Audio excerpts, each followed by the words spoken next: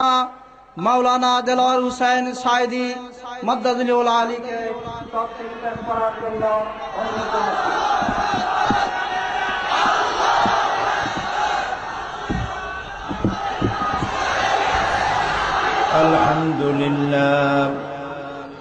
अल्हम्दुलिल्लाह नहमदुहु व नस्तईनुहु व नस्तगफिरुहु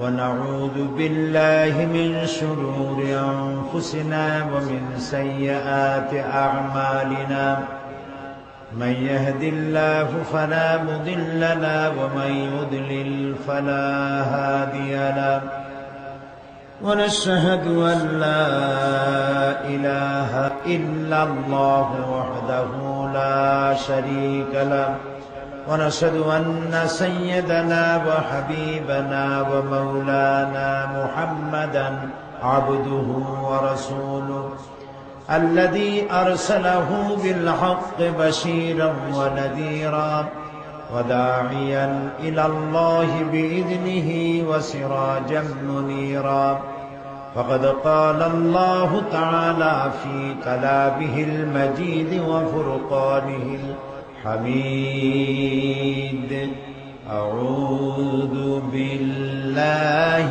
من الشيطان الرجيم بسم الله الرحمن الرحيم إن الله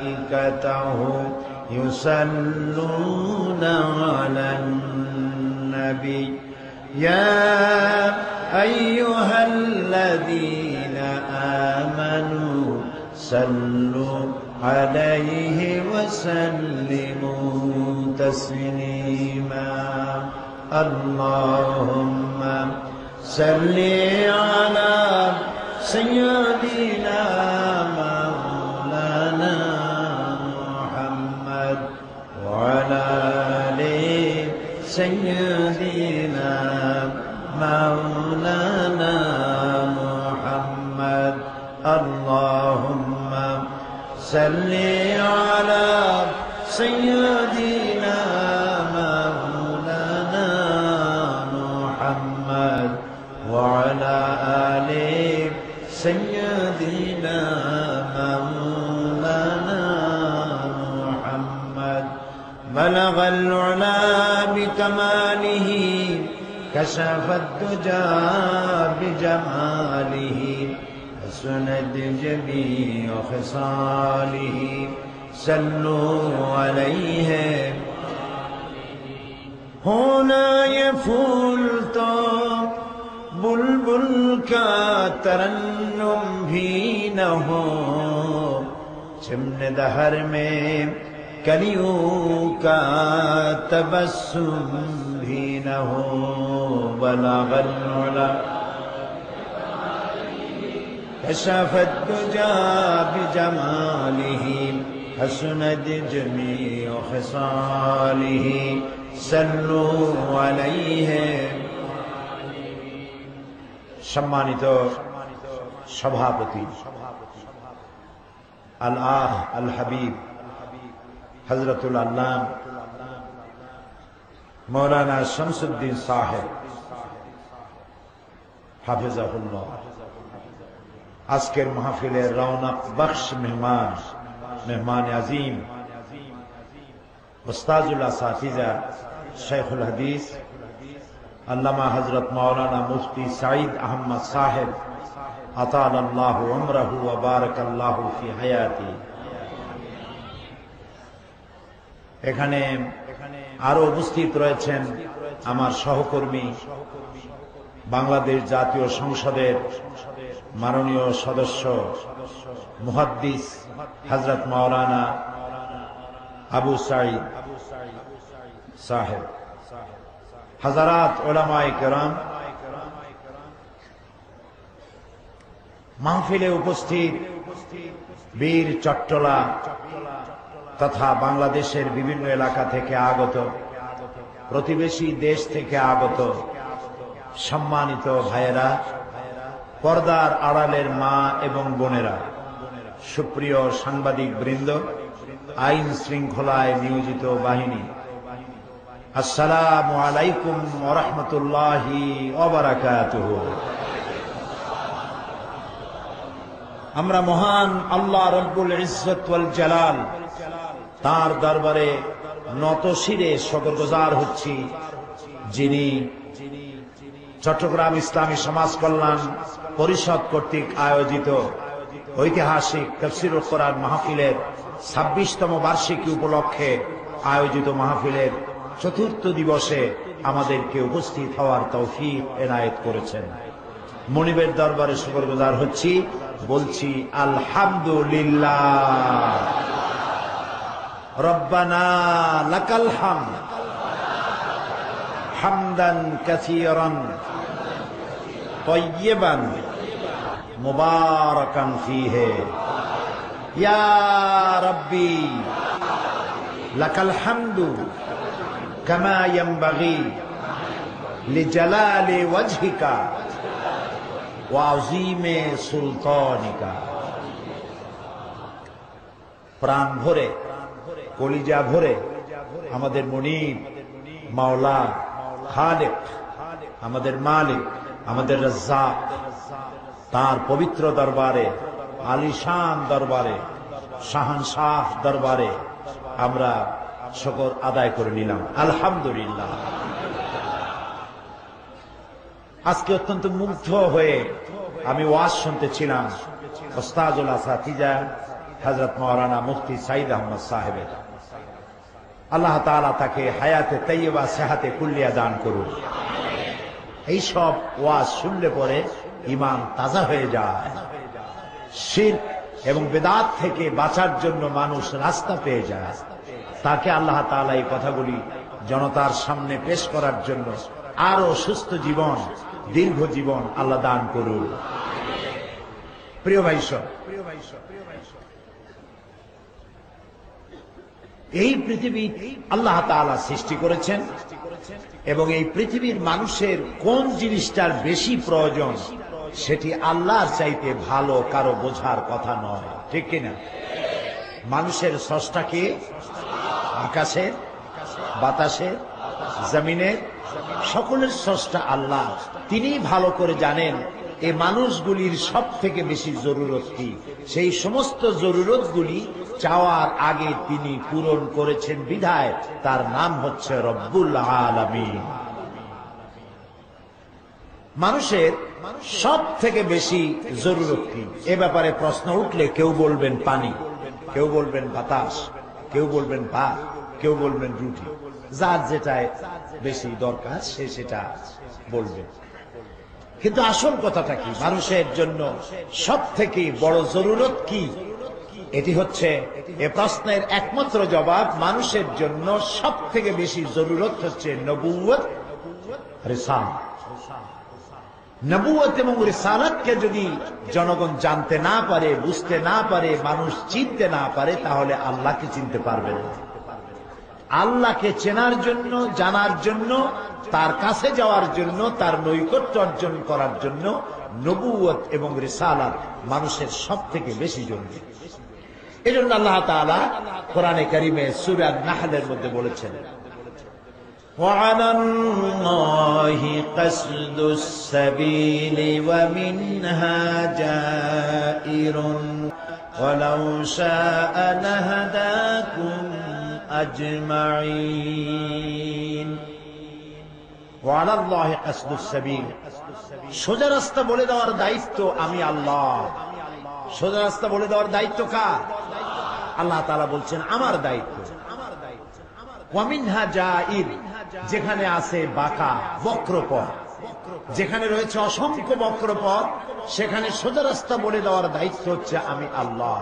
আর আমি যদি ইচ্ছে করতাম তাহলে সমস্ত মানব গোষ্ঠীকে হেদায়েত দিয়ে দিতে পারতাম। আল্লাহ তাআলা ভালো করে জানেন আকসারুহুম লা ইউমিনুন, অধিকাংশরাই ঈমান আনবে না। একথা কে জানে? আল্লাহ তাআলা জানে।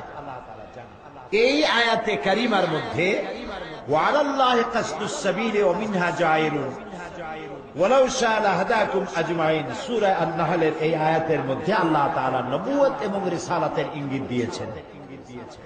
পৃথিবীর মানুষকে পরিচালনা করার জন্য যারা যারা চেষ্টা করেছেন তাদের একদিকে রয়েছেন আম্বিয়া আলাইহিমুস সালাম, আর একদিকে রয়েছে রাজনৈতিক নেতৃবৃন্দ, দার্শনিক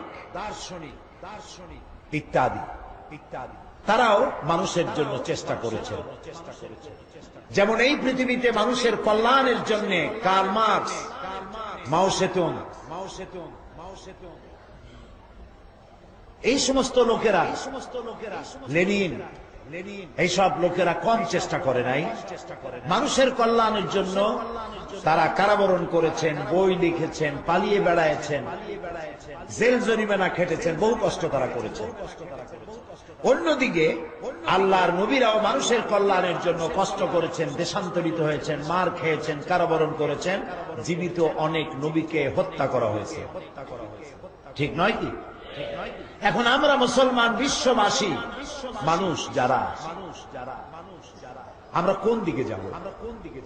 আমরা কি দার্শনিক, রাজনৈতিক নেতা এদের পেছনে দৌড়াবো, না আমাদের কল্যাণের জন্য আমরা নবীদের দিকে দৌড়াবো? কোন দিকে যাব? আমরা যদি নবীদের দিকে যাই তাহলে কেন যাব নবীদের দিকে? আর যদি রাজনৈতিক নেতা, দার্শনিক দিকে যদি না যাই তাহলে কেন যাব না? এটির একটি জবাব আসা দরকার। তাহলে আমরা ক্লিয়ার হতে পারবো, দ্বিধাদ্বন্দ্ব ছাড়াই আমরা যে কোনো একটা রাস্তাকে ঠিক করে নিয়ে সে রাস্তায় কল্যাণের জন্য দৌড়াতে সক্ষম হব। খুব অল্প কথার ভিতরে বিষয়টা আমি এভাবে বলতে চাই যে পৃথিবীতে রাজনৈতিক নেতৃবৃন্দ এবং দার্শনিকরা যে পথগুলি দেখিয়েছেন সেগুলি সব তাদের মন মস্তিষ্ক প্রসূত। তাদের কাছে কোনো জিবরাইল আসে নাই, ওহী আসে নাই। এটা ঠিক কিনা? এটা ঠিক কিনা? এই জন্য তাদের কথার সাথে আরেকজন, এক দার্শনিক, এক রাজনৈতিক নেতার সাথে আরেক রাজনৈতিক নেতার কোনো কথার মিল হয় নাই। এক একজন এক এক রকম বলেছেন। কেউ বলেছেন মানুষ সম্পর্কে, কেউ ধারণা করেছেন মানুষ হচ্ছে পেট সর্বস্ব জীব, পেটের সমস্যার সমাধান করলে সব সমস্যার সমাধান হয়ে যাবে।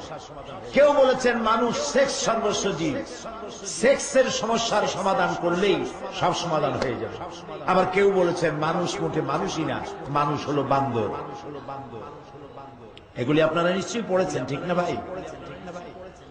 সুতরাং তারা যে এই কথাগুলি বলল, কারো কথার সাথে কারো মিল নাই। এই কথাগুলি তারা বলেছেন এই কারণে যেহেতু তাদের কাছে আসল জ্ঞান ছিল না। আসল যে জ্ঞান, সে জ্ঞানটা আল্লাহর কাছে। সেটা কার কাছে? আল্লাহর কাছে। যেমন আমি দৃষ্টান্ত দিতে গিয়ে এরকম কথাও বলি, 7 অন্ধ গেছিল হাতি দেখার জন্য। 7 অন্ধ কি দেখতে গেছে? হাতি দেখতে গেছে অন্ধতে। দেখবে কি দিয়া? কি দিয়া দেখবে? চোখ তো নাই, দেখবে কি দিয়ে? অন্ধতে। কাজী দেখতে হবে হাত দিয়ে। এই 7 অন্ধের হাতি দেখার পর যখন তারা একত্রিত হবেন তখন হাতি সম্পর্কিত ধারণা, তাদের মত একরকম হবে কি? হবেই না। একজনে বলবে হাতি দেওয়ালের মতো, আর একজনে বলবে হাতি মূলার মতো, আর একজনে বলবে তুমি দেখছো কচু, হাতি তো আসলে কুলার মতো। কেউ বলবে হাতির দড়ির মতো, কেউ বলবে হাতি পিলারের মতো। হাতির শরীরের যে অংশ যে অন্ধ ধরেছে সে সেই কথাই সেভাবে বলবে, ঠিক না ভাই? সুতরাং এই সমস্ত দার্শনিক আর রাজনৈতিক নেতৃবৃন্দ তারা ছিল অন্ধ। কার্ল মার্কস, লেনিন, মাও সেতুং অন্ধ ছিল। আপনারা বলবেন এটা ঠিক না, তাদের তো চোখ ছিল, কিন্তু আল্লাহ বলেন না এরা অন্ধ। কিরকম? فإنها لا تعمى الأبصار ولكن تعمى القلوب التي في الصدور لا تعمى الأبصار এদের বাইরের দৃষ্টিশক্তি নষ্ট হয় নাই, বাইরের চোখ দুটো ঠিক আছে, ওয়ালাকিন তা'মাল কুলুবুল্লাতী ফিস সুদূর, তাদের অন্তর্দৃষ্টি বিনষ্ট হয়ে গিয়েছে, যার কারণে তারা সৃষ্টি জগৎ সম্পর্কে এরকমের মন্তব্য করেছে। কিন্তু আপনারা বলেন, পৃথিবীতে যত নবী এসেছেন, কোন নবী তাদের কারো কথার সাথে কারো কথার কোনো বৈষম্য হয়েছে, বৈপরীত্য হয়েছে? একজন নবী বলেছেন আল্লাহ এক, আর একজন বলেছেন কম বেশি হইতে পারে, নাউজুবিল্লাহ। এক নবী বলেছেন আখিরাত আছে, কিয়ামত আছে, হিসাব নিকাশ আছে, সিরাত আছে, মিজান আছে, আর একজনে বলেছেন এগুলি নাও হইতে পারে। এরকম দুই রকম কথা হয়েছে? হয় নাই। কারণ নবীরা যে কথা বলেছেন, সমস্ত নবীদের কাছে একটি অফিস থেকে বার্তা এসেছে। কয়টা অফিস থেকে? সে অফিসটা কার? আল্লাহ রাব্বুল আলামিন। আর বার্তাবাহক ছিলেন একজন, মেসেঞ্জার, হযরতে জিবরাইল আলাইহিস সালাম। একটি অফিস থেকে একই বার্তা বহন করে নিয়ে এসেছেন সমস্ত নবীদের কাছে। সেজন্য আদম আলাইহিস সালাম থেকে শুরু করে মুহাম্মাদুর রাসূলুল্লাহ সাল্লাল্লাহু আলাইহি ওয়াসাল্লাম পর্যন্ত সমস্ত নবীদের কথা ছিল কয় রকম? এক রকম। স্লোগান ছিল একটা। স্লোগান কয়টা? সমস্ত নবীরা বলেছেন একই স্লোগান, সব নবীরা দিয়েছেন, সবাই পড়েছেন লা ইলাহা ইল্লাল্লাহ, লা ইলাহা ইল্লাল্লাহ, লা ইলাহা ইল্লাল্লাহ। এটি আদম আলাইহিস সালামের স্লোগান ছিল, নূহ আলাইহিস সালামের ছিল, ইব্রাহিম আলাইহিস সালাম, মুসা আলাইহিস সালাম, ঈসা আলাইহিস সালাম, নবী করিম সাল্লাল্লাহু আলাইহি ওয়াসাল্লাম পর্যন্ত সমস্ত নবীদের স্লোগান ছিল লা ইলাহা ইল্লাল্লাহ। প্রিয় ভাই সব, আজকে আমাদের আলোচনার বিষয় হচ্ছে নবীদের ব্যাপারে। গতকাল পর্যন্ত আমরা যে পর্যন্ত রেখে আসছি তারপরের থেকেই আলোচনা শুরু করব। এজন্যে আসুন শয়তানের ওয়াসওয়াসা থেকে যথারীতি আল্লাহর কাছে পানাহ চেয়ে নিই। কারণ আল্লাহ যদি পানাহ না দেন, শুনেও শুনতে পারবো না, উপস্থিত থাকবো মাহফিলে কিন্তু মন থাকবে আরেক দেশে, হইতে পারে না? এই জন্য কোরআন শরীফ শোনার সময় শয়তানের ওয়াসওয়াসা থেকে পানাহ চেয়ে নেওয়াটাই উত্তম। আসুন আমরা পড়ি। আউযু বিল্লাহি মিনাশ শাইতানির রাজীম। বিসমিল্লাহির রাহমানির রাহিম।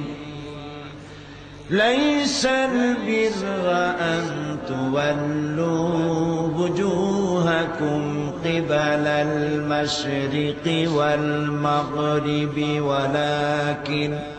ولكن البر من آمن بالله واليوم الآخر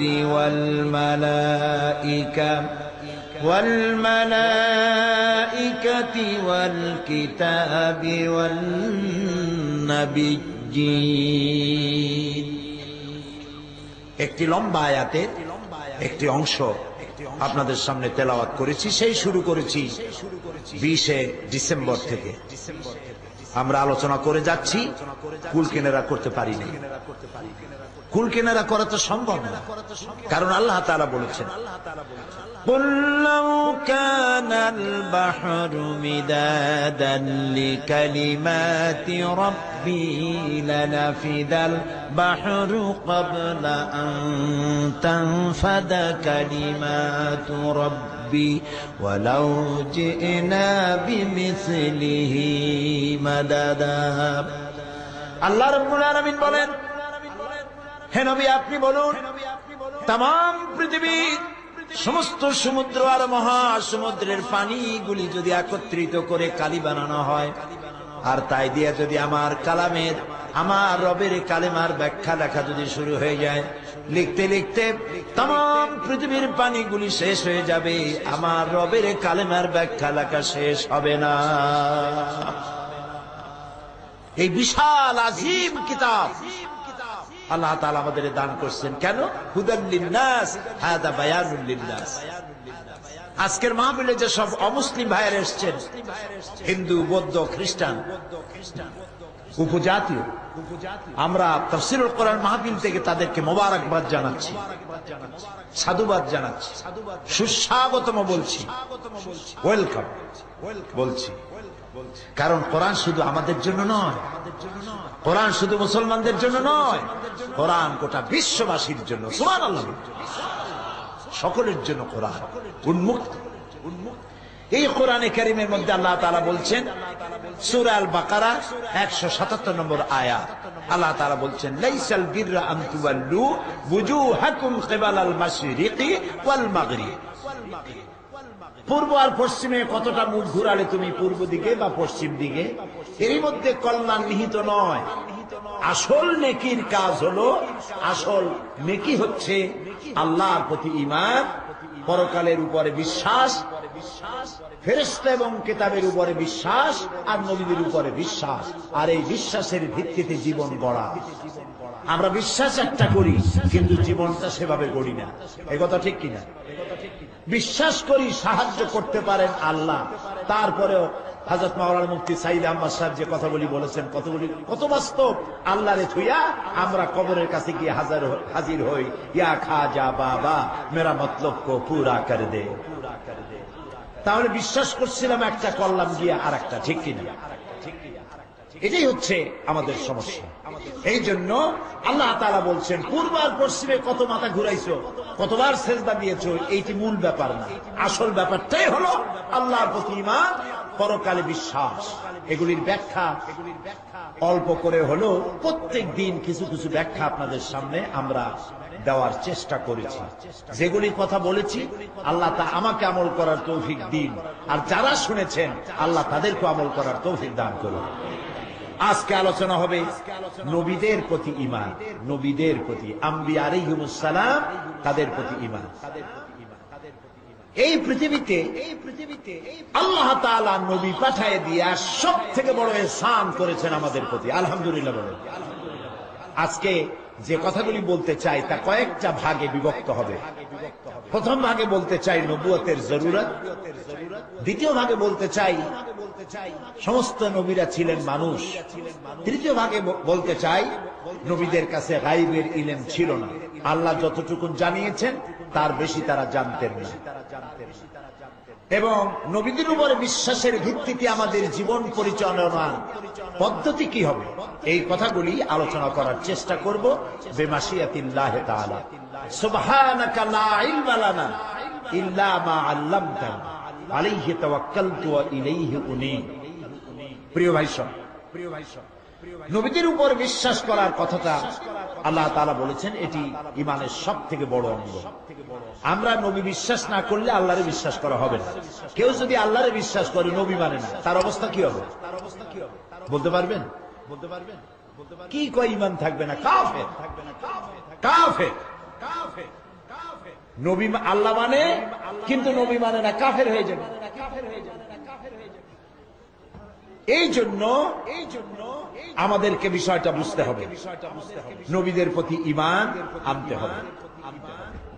কারণ হলো সাধারণ নেতা আর নবীদের ব্যাপারে নবীদের মধ্যে পার্থক্যটা কি? ওই যে আগে বলেছি যে কোন দিকে যাব আমরা। একদিকে রাজনৈতিক নেতা, দার্শনিক, তারাও তো মানুষের কল্যাণের জন্য কথা কয়, তাদের ভাত কাপড় বেঁচে থাকার জন্য কথা বলে।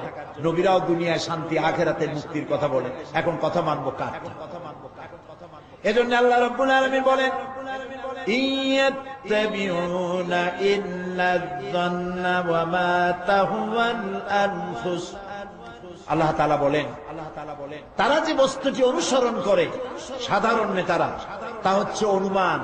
তারা প্রবৃত্তির লালসা ছাড়া অনুসরণ, এই লালসার অনুসরণ করে, প্রবৃত্তির অনুসরণ করে, তাদের কাছে আসল কোনো জ্ঞান নাই। আল্লাহ রাব্বুল আলামিন আরো বলেন, ওয়ামা লাহুম বিহি মিন ইলমিন ইয়াত্তাবিউনা ইল্লা যান্না ওয়া ইন্না যান্না লা ইউগনি মিনাল হাক্কি শাইআ। তাদের কাছে প্রকৃত জ্ঞান বলে কোনো জ্ঞান নাই। কাদের কাছে? বুঝতেছেন কথা? কাদের কাছে জ্ঞান নাই? রাজনৈতিক নেতা, দার্শনিক ইত্যাদি যারা দুনিয়া পরিচালনার জন্য কথা বলেন, তাদের কাছে আসল কোন জ্ঞান নাই। কে বলতেছেন? কে বলছেন? আল্লাহ তাআলা। তারা শুধু আন্দাজ আর অনুমানের উপরে ভিত্তি করে অন্ধকারে তারা ঢিল মারে। আবু জাহাল, এর নাম ছিল আবুল হেকাম। নাম কি ছিল? মানে কি? বুদ্ধির বাপ, জ্ঞানের বাপ। শুধু জ্ঞানী না, জ্ঞানীদের বাপও ছিল। জ্ঞানীদের বাপ এই জন্য ছিল যে তখন আল্লাহর ওহীর জ্ঞান ছিল না, সেই জন্য সে মাতুব্বর হয়ে গেছে। যেখানে লেখাপড়া কোনো বিদ্বান লোক নাই, সেখানে হাবিজাবি একটা লোক বড় মাতুব্বর হয়ে যায়, খুব জ্ঞানী লোক হয়ে যায়। আন্দাজের উপরে কথা বল।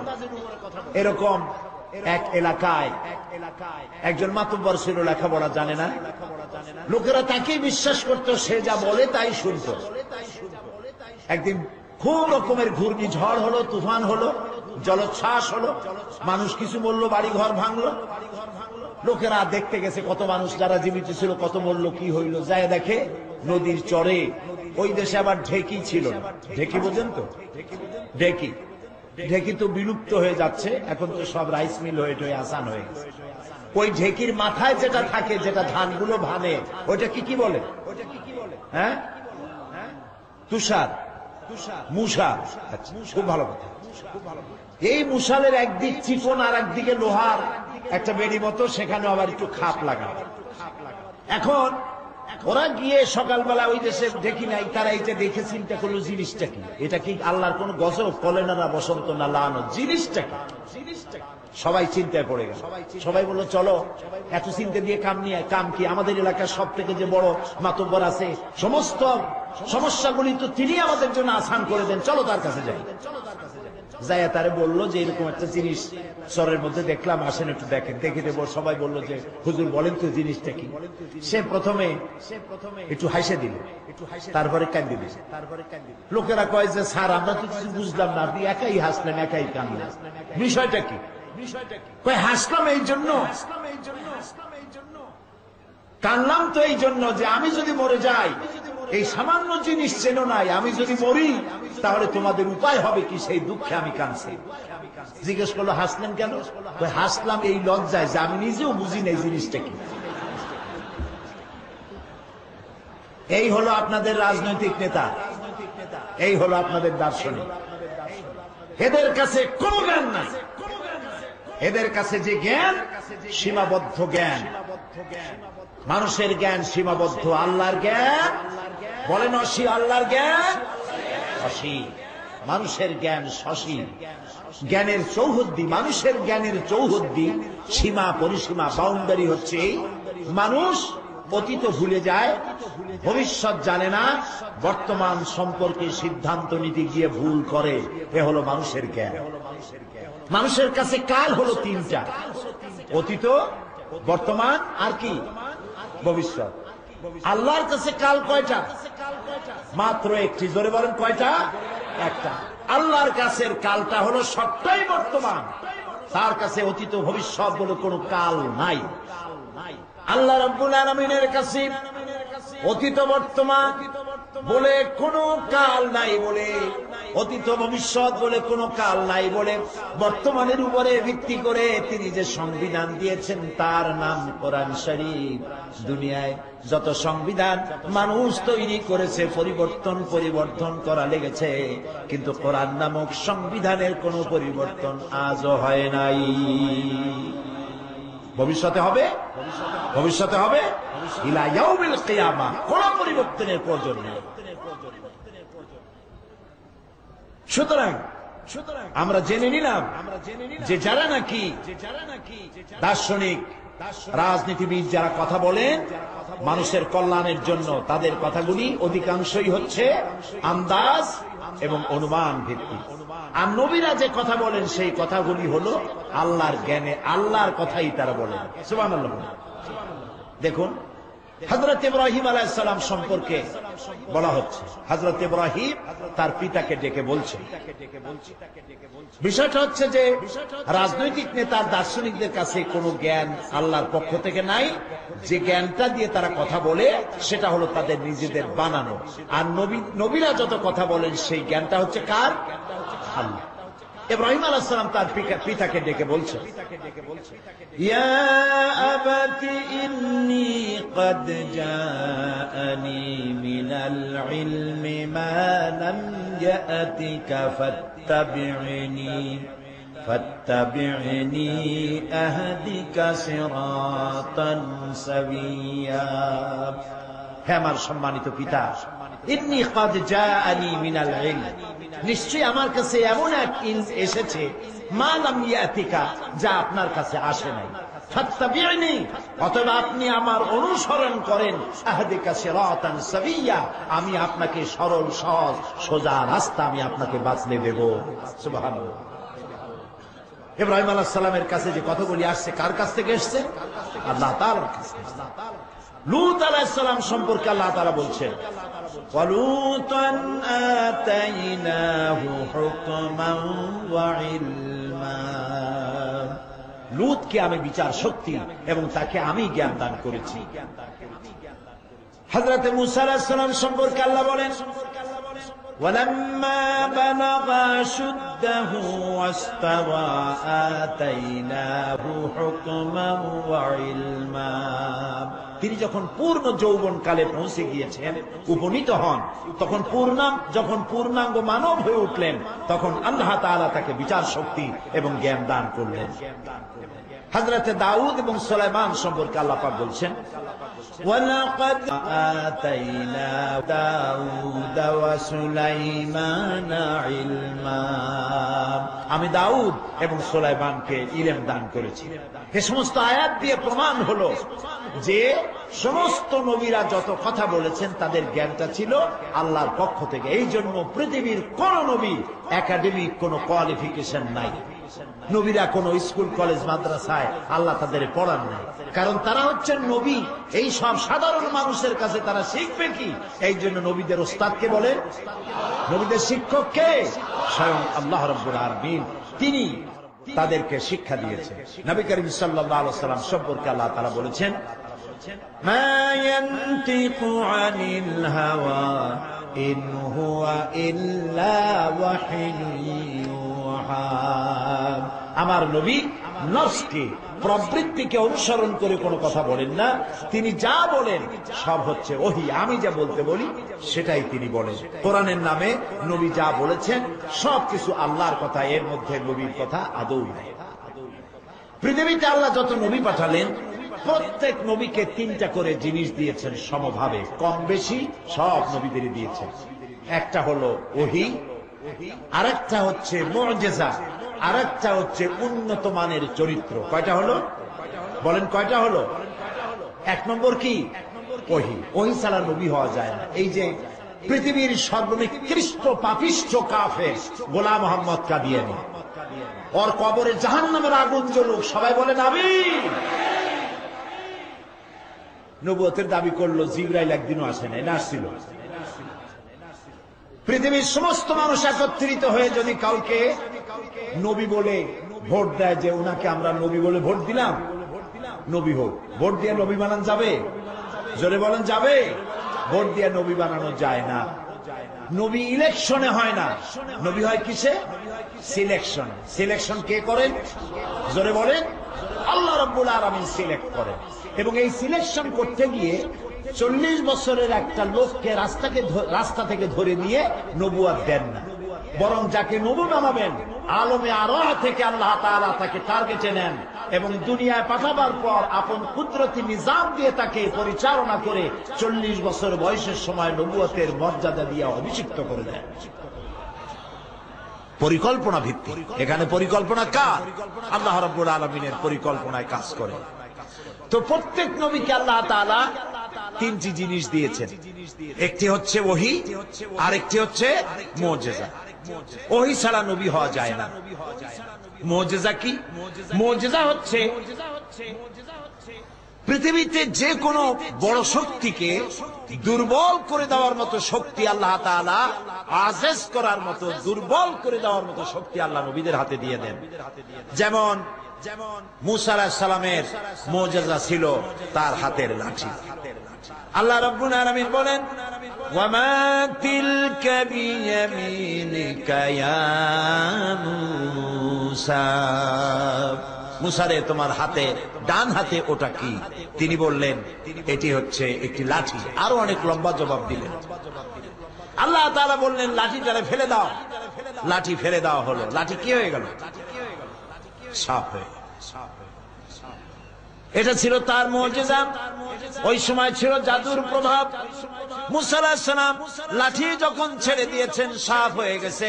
জাদুকরদের তৈরি করা সব বাঘ আর সিংহ সর্পগুলিকে মূসা আলাইহিস সালামের লাঠি সাপ হয়ে খেয়ে ফেলে দিল। এটা হলো মুজিজা, শক্তিকে দুর্বল করে দিল। দাউদ আলাইহিস সালামের মুজিজা ছিল তিনি লোহা, তিনি কর্মকার ছিলেন, অস্ত্র নির্মাণ করতেন। লোহা ধরে হাতের ভিতরে ধরে চাপ দিতেন, লোহা গলে পানি হয়ে হাতের কর দিয়ে পড়ে যেত। যেমন ইচ্ছা তেমন তিনি সুন্দর করে অস্ত্র নির্মাণ করতেন। তার আরেকটি মুজিজা ছিল আল্লাহর পক্ষ থেকে, তার গলার আওয়াজ এত সুন্দর আল্লাহ করেছিলেন। তিনি যখন জাবুর শরীফ তেলাওয়াত করতেন, উড়ন্ত পাখিগুলো ওড়া বন্ধ করে তার চতুর্পাশে বসে আল্লাহর কালাম শুনত। সুলাইমান আলাইহিস সালাম, আল্লাহ রাব্বুল আলামিন তাকে যে মুজিজা দিলেন সেটা হলো সিংহাসনের উপরে বসা থাকতেন।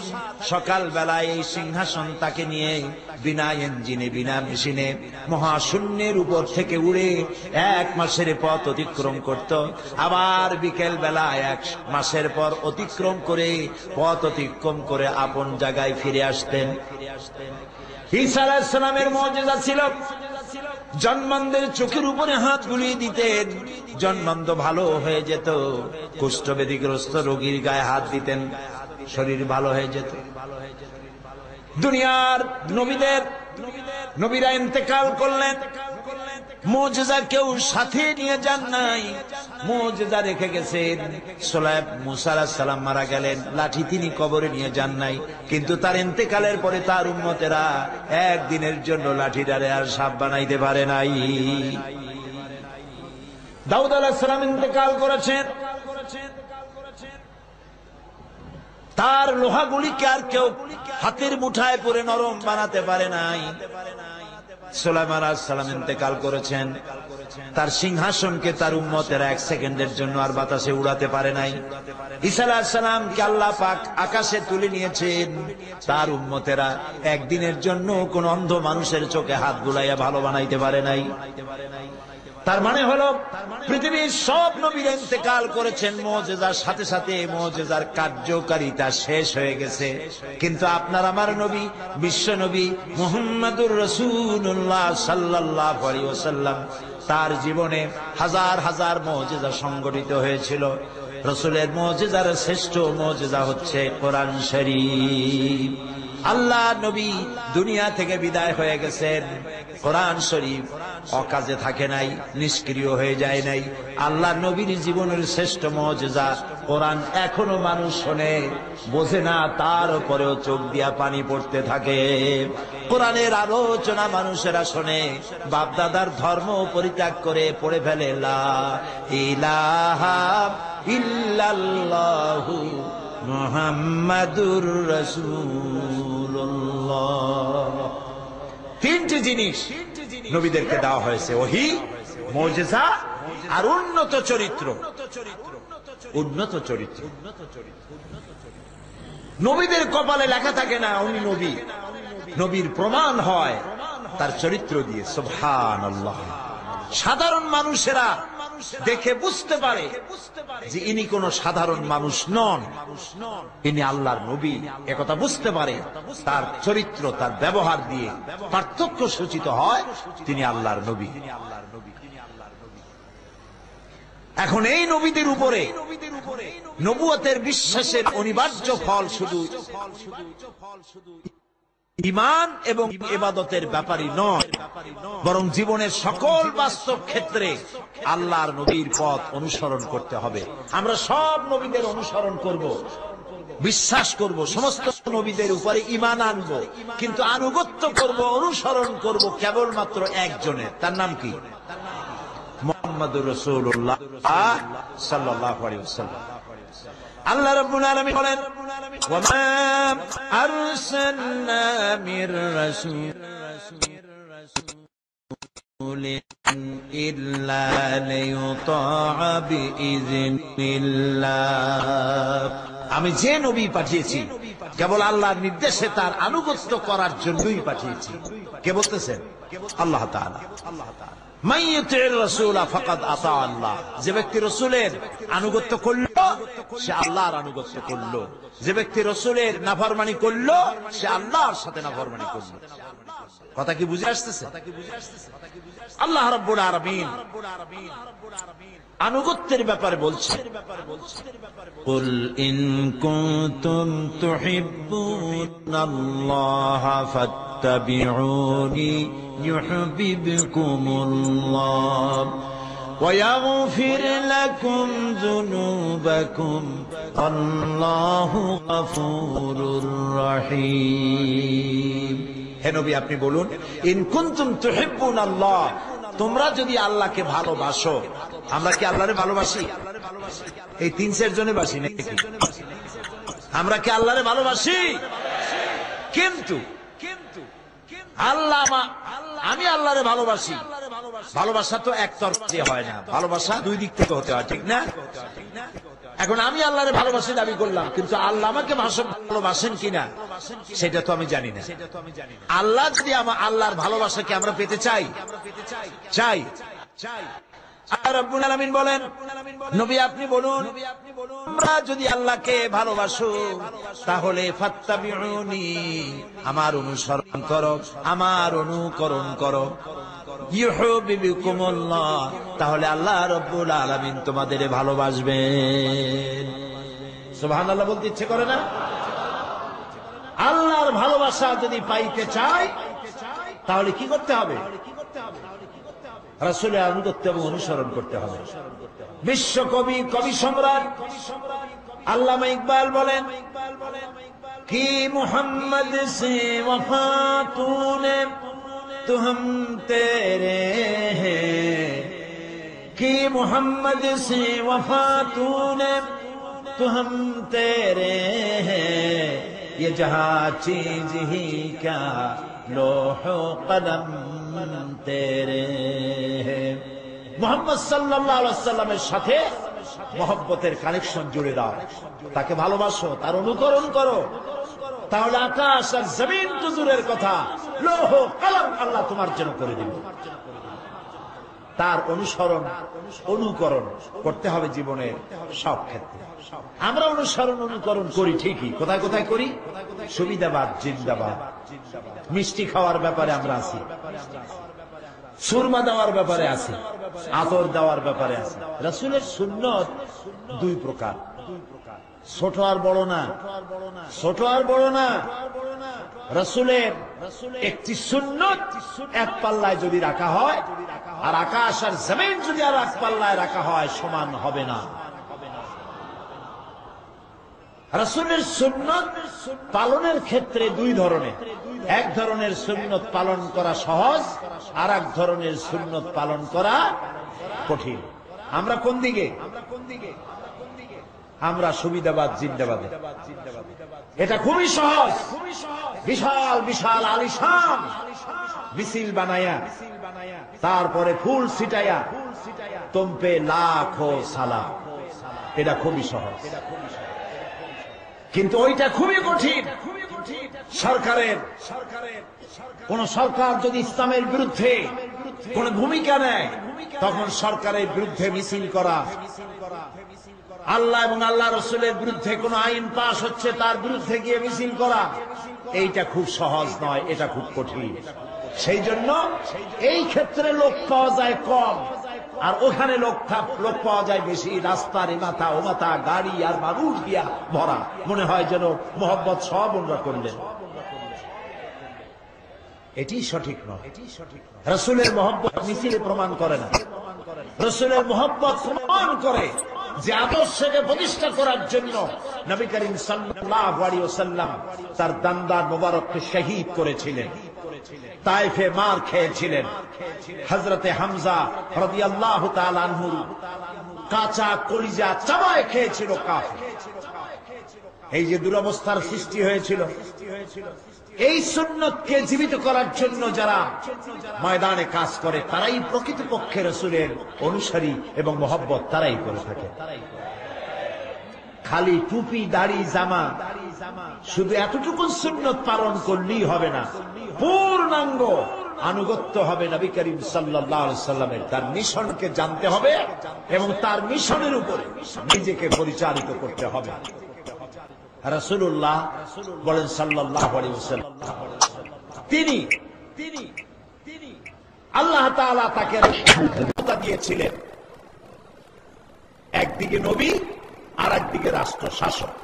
তিনি যখন মদিনায় হিজরত করেন তখন আল্লাহ তাআলা তাকে শিখালেন দোয়া, রব্বি আদখিলনি মুদখালা সিদকিন ওয়া আখরিজনি মুখরাজা সিদকিন ওয়াজআলনি মিন লাদুনকা সুলতানান নাসীরা।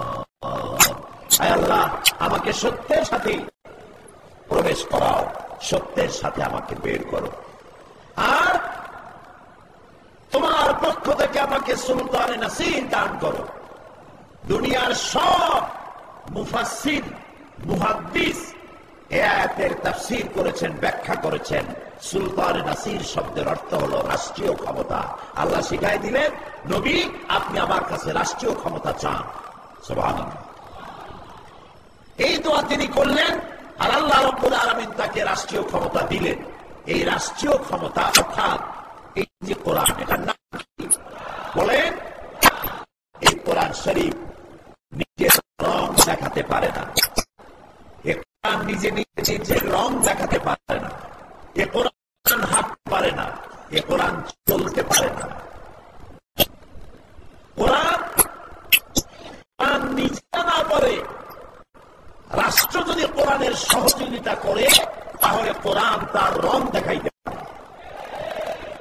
এই জন্য মক্কি জিন্দেগিতে 13 বছর ধরে কোরআন নাজিল হচ্ছিল, নবী করিম সাল্লাল্লাহু আলাইহি ওয়াসাল্লাম কোরআনের রং দেখাইতে পারেন নাই। মদিনায় গেলেন, রাষ্ট্রীয় ক্ষমতা হাতে পেলেন, কোরআনের রং দেখানো শুরু হলো। যে ঘরের মধ্যে মূর্তি ছিল 360টি, তার একটিও ছিল না, ঠিক কিনা?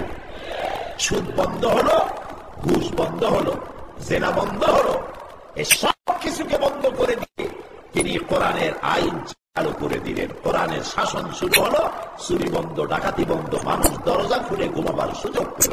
সুবহানাল্লাহ।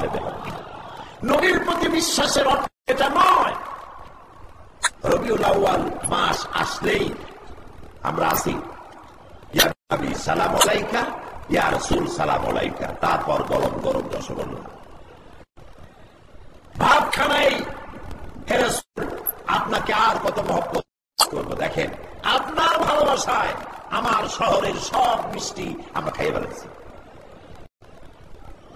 রবিউল আউয়াল মাস চলে গেল, রাসূলের কথা আর মনে থাকলো না। এটা ঠিক কিনা বলে? আমাদের আচরণটা এটাই প্রমাণ করে কিনা? এটাই প্রমাণ করছে। নবী করিম সাল্লাল্লাহু আলাইহি ওয়াসাল্লামকে ভালোবাসার অর্থই হলো তাকে অনুসরণ করা, অনুকরণ করা, তিনি যা যা করেছেন সেটা করা। এইখানে সব থেকে বড় সর্বনাশ করেছে ধর্মনিরপেক্ষ মতবাদের আদর্শ নিয়ে। গতকালও আমি এই কথাটি আপনাদের সামনে কিছুটা আরোজ করেছিলাম। প্রিয় ভাই সব, আমি আবারও বলি, এবং আমার এই কথার মধ্যে কোন স্বার্থপরতা নাই, আল্লাহর জন্য বলি, আল্লাহ রাসূলের জন্য বলি। ধর্ম নিরপেক্ষ মতবাদে যারা বিশ্বাসী, আল্লাহর হস্তে এই দল আপনারা পরিত্যাগ করুন। কারণ হলো পৃথিবীর একজন নবীও ধর্মের ব্যাপারে নিরপেক্ষ ছিলেন না। পার্লামেন্টে একজন মুরব্বী রাজনীতিক, কোন দলের তা বলবো, দাঁড়িয়ে আছে মুখে বর্ষিয়া, তাকে আমি এই কথা নিয়ে আলোচনা করতেছিলাম যে আপনারা যদি এই জিনিসটা ছেড়ে দিতেন তাহলে ভালো কাজ করতেন, ধর্মনিরপেক্ষ মতবাদটা যদি ছাড়তেন। তিনি আমার বললেন যে বলেন কি ধর্মনিরপেক্ষ মতবাদ ছাড়বো কেন, আল্লাহ নিজেই তো ধর্মনিরপেক্ষ।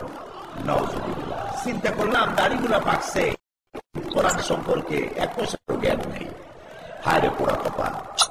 আমি শুনাইলাম আপনি বলতেছেন আল্লাহ নিজে ধর্মনিরপেক্ষ, আল্লাহর চাইতে ধর্মের পক্ষে কি আছে? আল্লাহ নিজে বলেছেন ইসলাম, আমার কাছে গ্রহণযোগ্য একটাই জীবন ব্যবস্থা, যার নাম চিল্লা বলো।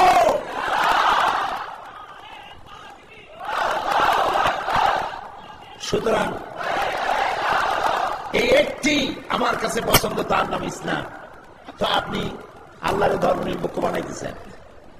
কোরআনে কারীমের আয়াত তারা বলে লা ইকরাহা ফিদ্দীন, বুখারীতে আছে লাকুদ্দীনুকুম ওয়ালিয়াদ্দীন। মানুষের আবার চিন্তা করে যে মাশাআল্লাহ আমাদের নেতা নেত্রীরা বুখারীও পড়ে।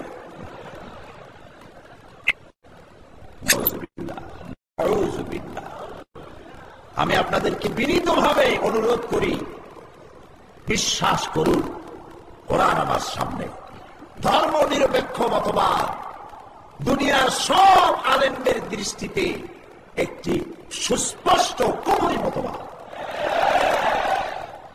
আফাতুমিনুনা বিবাদিল কিতাব ওয়া তাকফুরুনা বিবাদ।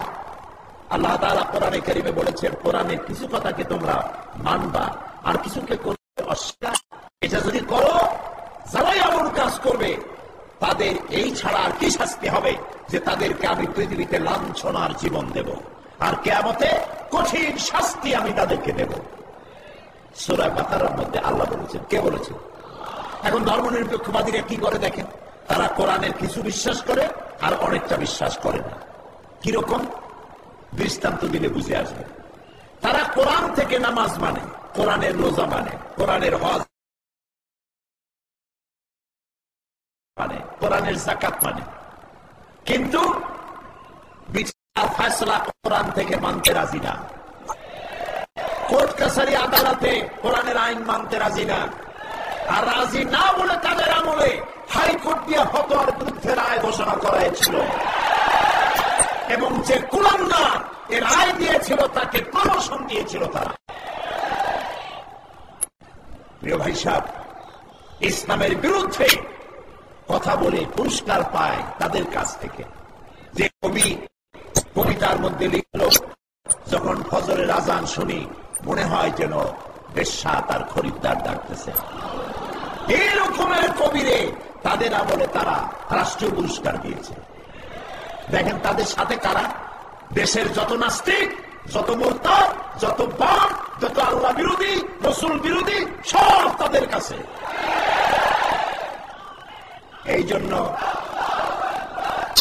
এই জন্যে মুসলমানদেরকে ধর্মনিরপেক্ষ মতবাদের কাছে যাওয়া যাবে না, এটা মারাত্মক।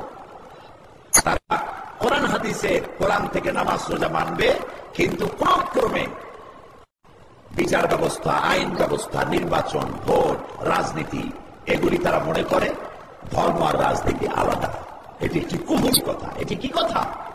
কুফরি কথা। কোরআন শরীফ সম্পর্কে কোন জ্ঞান নাই, 1% জ্ঞান নাই। কোরআন হাদিসের জ্ঞান যাদের আছে তারা এই কাজ করতে পারে না। এই জন্য আল্লাহ তাআলা বলছেন, কুল আতিউল্লাহ ওয়ার রাসূল ফাইন তাওয়াল্লাউ ফাইন্নাল্লাহা লা ইউহিব্বুল কাফিরিন। হে নবী বলুন, আল্লাহ এবং রাসূলের আনুগত্য করো, এরপর যদি তারা পাশ কাটিয়ে যায় তাহলে আল্লাহ তাআলা নিশ্চিত জেনে রেখো, আল্লাহ তাআলা কাফেরদেরকে পছন্দ করেন না। আল্লাহ এবং রাসূলের আনুগত্য করো কোন ব্যাপারে? বলতে দেখি আপনারা কোন ব্যাপারে? সকল ব্যাপারে।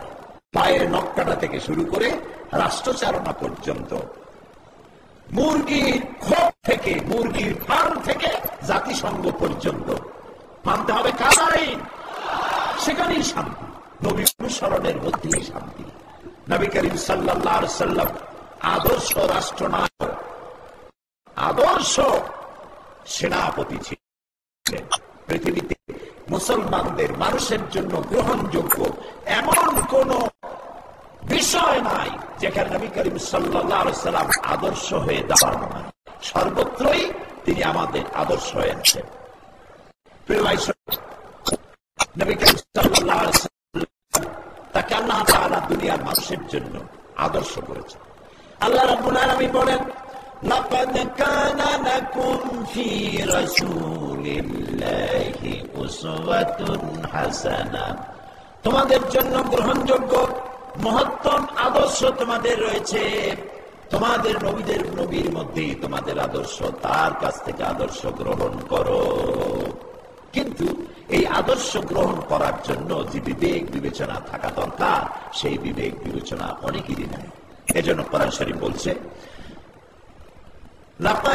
وَلَقَدْ ذَرَأْنَا لِجَهَنَّمَ كَثِيرًا مِنَ الْجِنِّ وَالْإِنسِ لَهُمْ قُلُوبٌ لَا يَفْقَهُونَ بِهَا وَلَهُمْ لَا يُبْصِرُونَ بِهَا وَلَهُمْ آذَانٌ لَا يَسْمَعُونَ بِهَا أُولَئِكَ كَالْأَنْعَامِ بل هم أضل أولئك هم الغافلون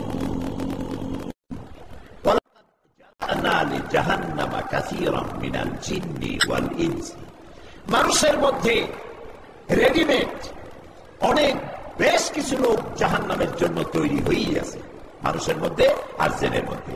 ওরা কারা?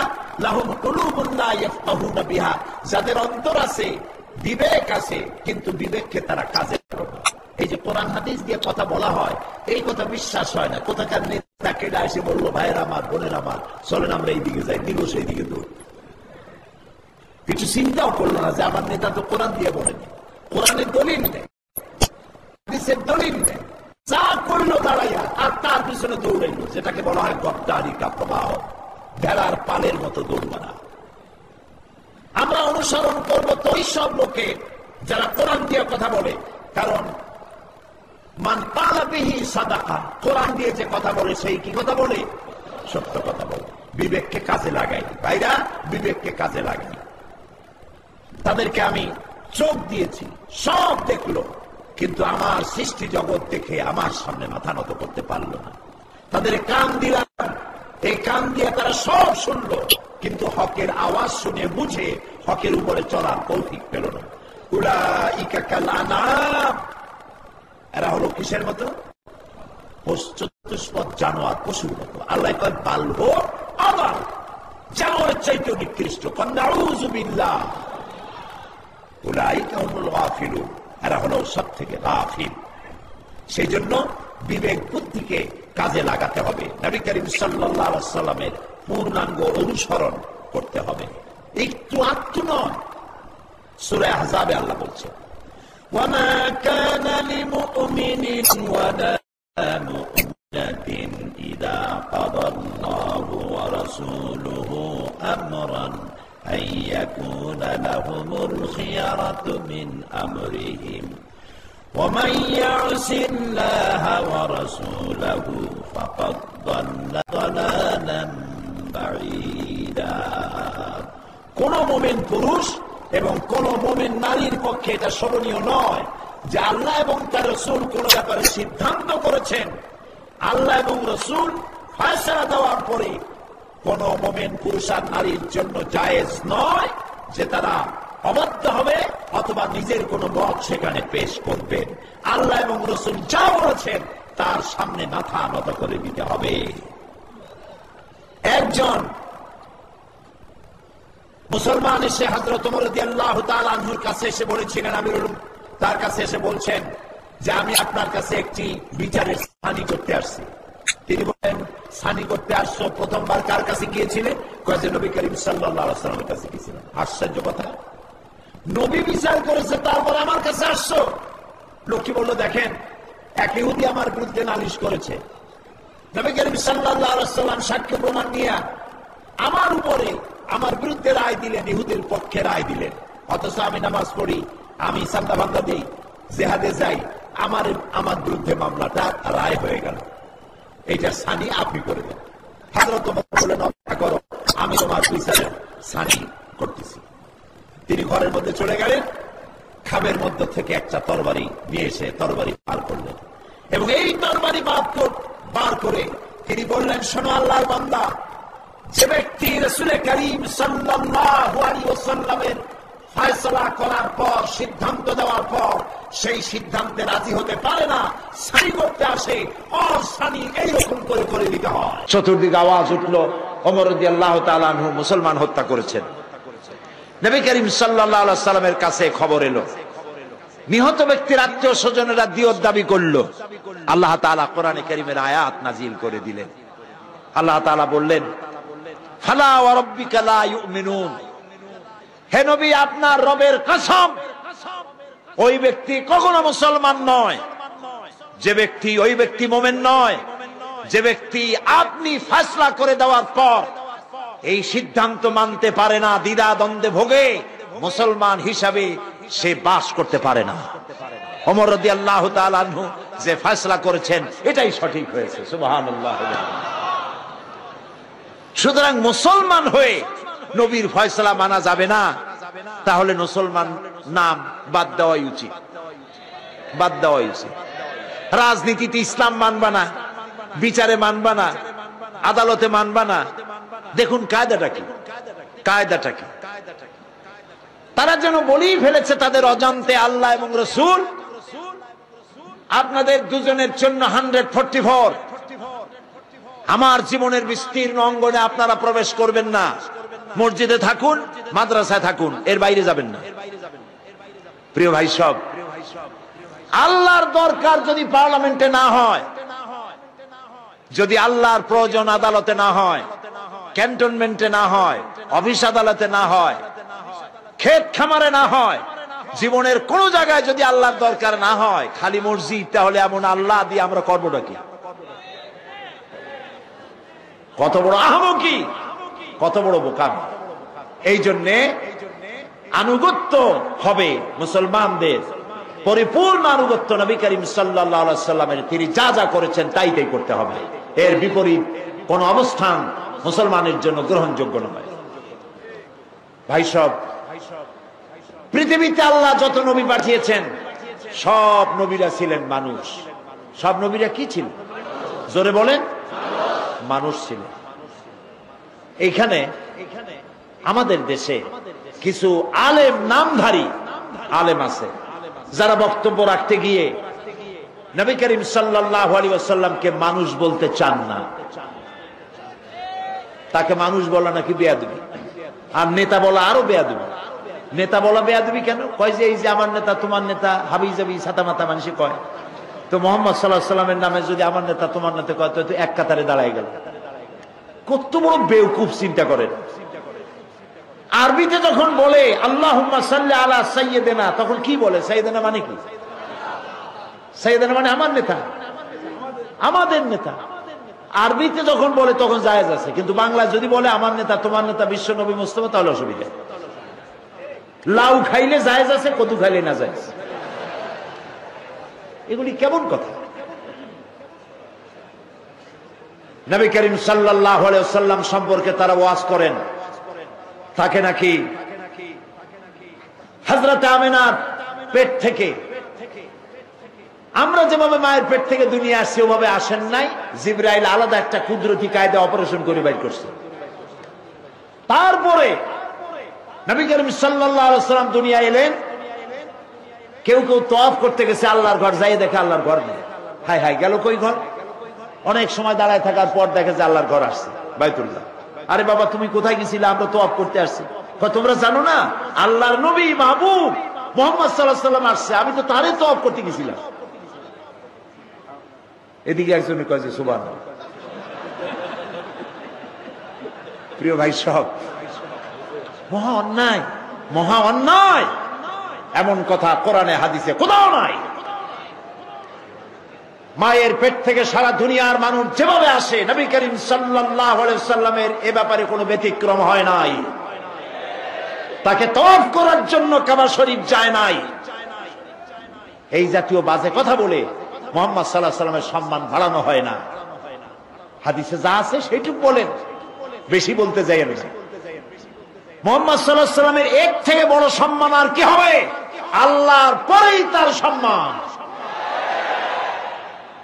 আপনি বানায় আন্দাজে সম্মান দিতে যাবেন কেন? বানায় বানায় কি সব মিথ্যা কথা।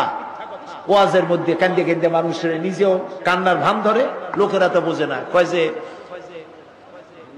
হ্যাঁ, একদিন নবী মোস্তফায় রাস্তা দিয়ে হাইটা যায়, হরিণ একটা বান্দা ছিল গাছেরই তলায়। লোকেরা কয় সুবহানাল্লাহ। আসলে এরকম কোন ঘটনা ঘটেই নেই। আন্দাজে মিথ্যে কথা বলে রাসূলের সম্মান বাড়াবার কোন দরকার আছে? রাসূলের সম্মান তো আল্লাহই দিয়েছে। তার থেকে সম্মানী ব্যক্তি আরশের নিচে জমিনের উপরে আর কেউ আছে? তো খামাখাই সব মিথ্যা কথা কেন বলা? আর বলা হয় তিনি মানুষ না, আর তিনি সব জায়গায় উপস্থিত হন। নাউযুবিল্লাহি মিন যালিক। কি মুশরিকানা আকীদা! মুশরিকানা আকীদা। সকল জায়গায় সমভাবে দেখতে পারেন আল্লাহ রাব্বুল আলামিন। যেটা আমার খালেক পারেন, রাসূল মাখলুক তিনি তা পারেন না। নবী করিম সাল্লাল্লাহু আলাইহি ওয়াসাল্লামকে তার নামে মিলাদ পড়া হচ্ছে। এক জায়গায় দাঁড়াইতে হবে সকলকে। কেন দাঁড়াইতে হবে? কারণ নবী করিম সাল্লাল্লাহু আলাইহি ওয়াসাল্লাম আসবেন, দাঁড়াবে না? এরকম বেয়াদব উম্মত আছে নাকি যে রাসূল আসবে আর দাঁড়াবে না? অনেক বছর আগে হাজীগঞ্জে আমার একটা মাহফিল ছিল। মাহফিলে যাই দেখি সেখানে একটা বিশাল চেয়ার। এটা কেন? কয় যে ওই চেয়ারে আমরা এখানে তো মিলাদ পড়বো, রাসূলুল্লাহ আসবেন, তার জন্য একটা চেয়ার রাখবো না? আমরা এত বেয়াদব উম্মত, তার জন্য একটা চেয়ার সাজায় রাখছি। আমি বললো ওই চেয়ার আগে নামাও, তারপর ওয়াজ করবে, আগে ওয়াজই করবে। তোমরা তো এটাও করে ছাড়বার পরে ভাত খাইতে যাই একটা বড় প্লেট রাখবা, রাসূলুল্লাহ আসবে, তারে ভাত না দিয়ে আমরা খাই কেমন? নাউযুবিল্লাহ। আমি বললাম তর্কের খাতিরে যদি মেনেও নেই যে রাসূলুল্লাহ এক জায়গায় আমরা মাহফিল করতেছি, মিলাদ করতেছি, রাসূলুল্লাহ আসছেন, আসবে, তর্কের খাতিরে মানলাম। আচ্ছা ঠিক আছে, আসুন। উম্মতের জন্য ফরজ হয়ে গেছে চেয়ার দেওয়া, ঠিক না? তাহলে এবার বলেন, রাসূলুল্লাহর জন্য মঞ্চে একটা চেয়ার রাখা হয়েছে, তিনি বসবেন, তার পাশে আর একটা চেয়ার দিয়া বসতে পারে এমন বেয়াদব আকাশের নিচে জমিনের উপরে আছে নাকি? কাজে এর দ্বারা রাসূলুল্লাহকে ইজ্জত করা হলো না, তাওহীন করা হলো। নবী করিম সাল্লাল্লাহু আলাইহি ওয়াসাল্লাম সদা সর্বত্র আপনি মিলাদ পড়বেন আর সেখানে এসে হাজির হবেন, এই আকীদা জায়েজ নাই, জায়েজ নাই। মিলাদ শরীফ আবিষ্কার হয়েছে নবী করিম সাল্লাল্লাহু আলাইহি ওয়াসাল্লামের ইন্তেকালের অন্তত 600 বছর পরে।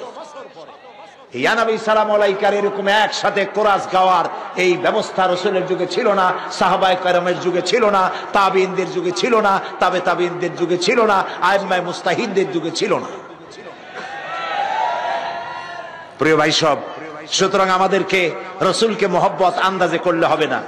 আপনি কি বলতে পারবেন রাসূলের একজন সাহাবী রাসূলকে যে মহব্বত দিয়েছে, সারা পৃথিবীর সব মানুষ একত্রিত হয়ে সেই মহব্বত দিতে পারবে? একজন সাহাবী, আব্দুল্লাহ, নাম আব্দুল উজ্জা। নবী করিম সাল্লাল্লাহু আলাইহি ওয়াসাল্লাম হিজরত করেছেন, তিনি নবীর আশেক হয়ে গেছেন। কাফের ছেলে, 20 বছর বয়স, আশেক হয়ে গিয়েছেন নবীর জন্য। নবী করিম সাল্লাল্লাহু আলাইহি ওয়াসাল্লামের চেহারা, তার কথাবার্তা, তার ব্যবহার, পাগল হয়ে যায় মানুষ। সুবহানাল্লাহ। এমন কোন মানুষ নাই যে একবার তাকাবে আর চোখ ফিরাইতে পারবে। চোখে পলক দিত না মানুষেরা, পলক দিলে পরে ওই সময়টুকুন নবীরে দেখতে পারবো না, এই জন্য চোখ খোলা রাখতো তাকে দেখার জন্য। আব্দুল উজ্জা রাসূলের হিজরতের পর চাচার কাছে তিনি ছিলেন, গরিব মানুষ। গিয়ে বলছে, চাচা, মুহাম্মদ সাল্লাল্লাহু আলাইহি ওয়াসাল্লাম যে আখিরি জামানার পয়গম্বর, আপনি কি বিশ্বাস করেন? কইছে মনে হয়, হইতেও পারে। আচ্ছা তাহলে আপনি কি ঈমান আনবেন? কয় না, ঈমান আনবো না। আব্দুল্লাহ বলছে, চাচাজি, আমি আপনার অপেক্ষায় ছিলাম, আমি মনে করেছি আপনি ঈমান আনবেন, তারপরে আমি আপনার সাথে ঈমান আনবো, কিন্তু আমি তো আর ধৈর্য রাখতে পারছি না। আমি যখন জানতে পারলাম আপনি ঈমান আনবেন না, আমি আপনাকে শুনাইয়া তাওহীদের কালেমার সাক্ষী দিতেছি, আল্লাহরে শুনাইয়া লা ইলাহা ইল্লাল্লাহু মুহাম্মাদুর রাসূলুল্লাহ। চাচা বলছে, আব্দুল উজ্জা তুমি জানো এর পরিণতি কি? কয় না জানি না। এর পরিণতি হচ্ছে তোমার বাড়ি ঘর, উট ছাগল ভেড়া দুম্বা যা আছে সব আমার দেওয়া, এগুলিকে ছেড়ে দিতে হবে। তিনি বললেন ছেড়ে দিলাম, সব ছেড়ে দিলাম। তোমার ঘর এটাও আমার দেওয়া, এটাও বাদ দিলাম। তোমার পরনে যে লুঙ্গি গায়ে যে কাপড় এটা আমার দেওয়া, এটাও বাদ দিতে হবে। দিলাম বা কাপড় খুলে ফেলে দিলাম, জামাও খুললো লুঙ্গিও খুলে দিল। উলঙ্গ হয়ে সর্বহারা হয়ে মায়ের কাছে চলে গেছেন। মা তার ভরা যুবক এই ছেলেকে উলঙ্গ দেখে 2 হাত দিয়ে চোখ ঠেসে ধরেছে। বাবা তোমার এই দুরবস্থা কেন? তিনি বললেন, মা আমি রাসূলের প্রতি আল্লাহর প্রতি ঈমান এনেছি, তাই আমার এই দুরবস্থা। তুমি আমার কাছে কি চাও? তিনি বললেন, মা আমি আপনার কাছে শুধু একটা কাপড় চাই, আমি মদিনায় যেতে চাই রাসূলের কাছে। মা বলল, আমার কাছে তো কাপড় নাই, আমি গরিব মানুষ, একটা ছেঁড়া কম্বল আছে। এই ছেঁড়া কম্বলটা তিনি পরলেন, হাঁটু বের হয়ে থাকলো, পায়ে হেঁটে কখনো কোনো যানবাহনে করে কষ্ট করে দীর্ঘদিন হেঁটে খেয়ে না খেয়ে মসজিদে নববীতে গিয়ে পৌঁছে গেছেন। নবীজি ঘরের থেকে বের হয়ে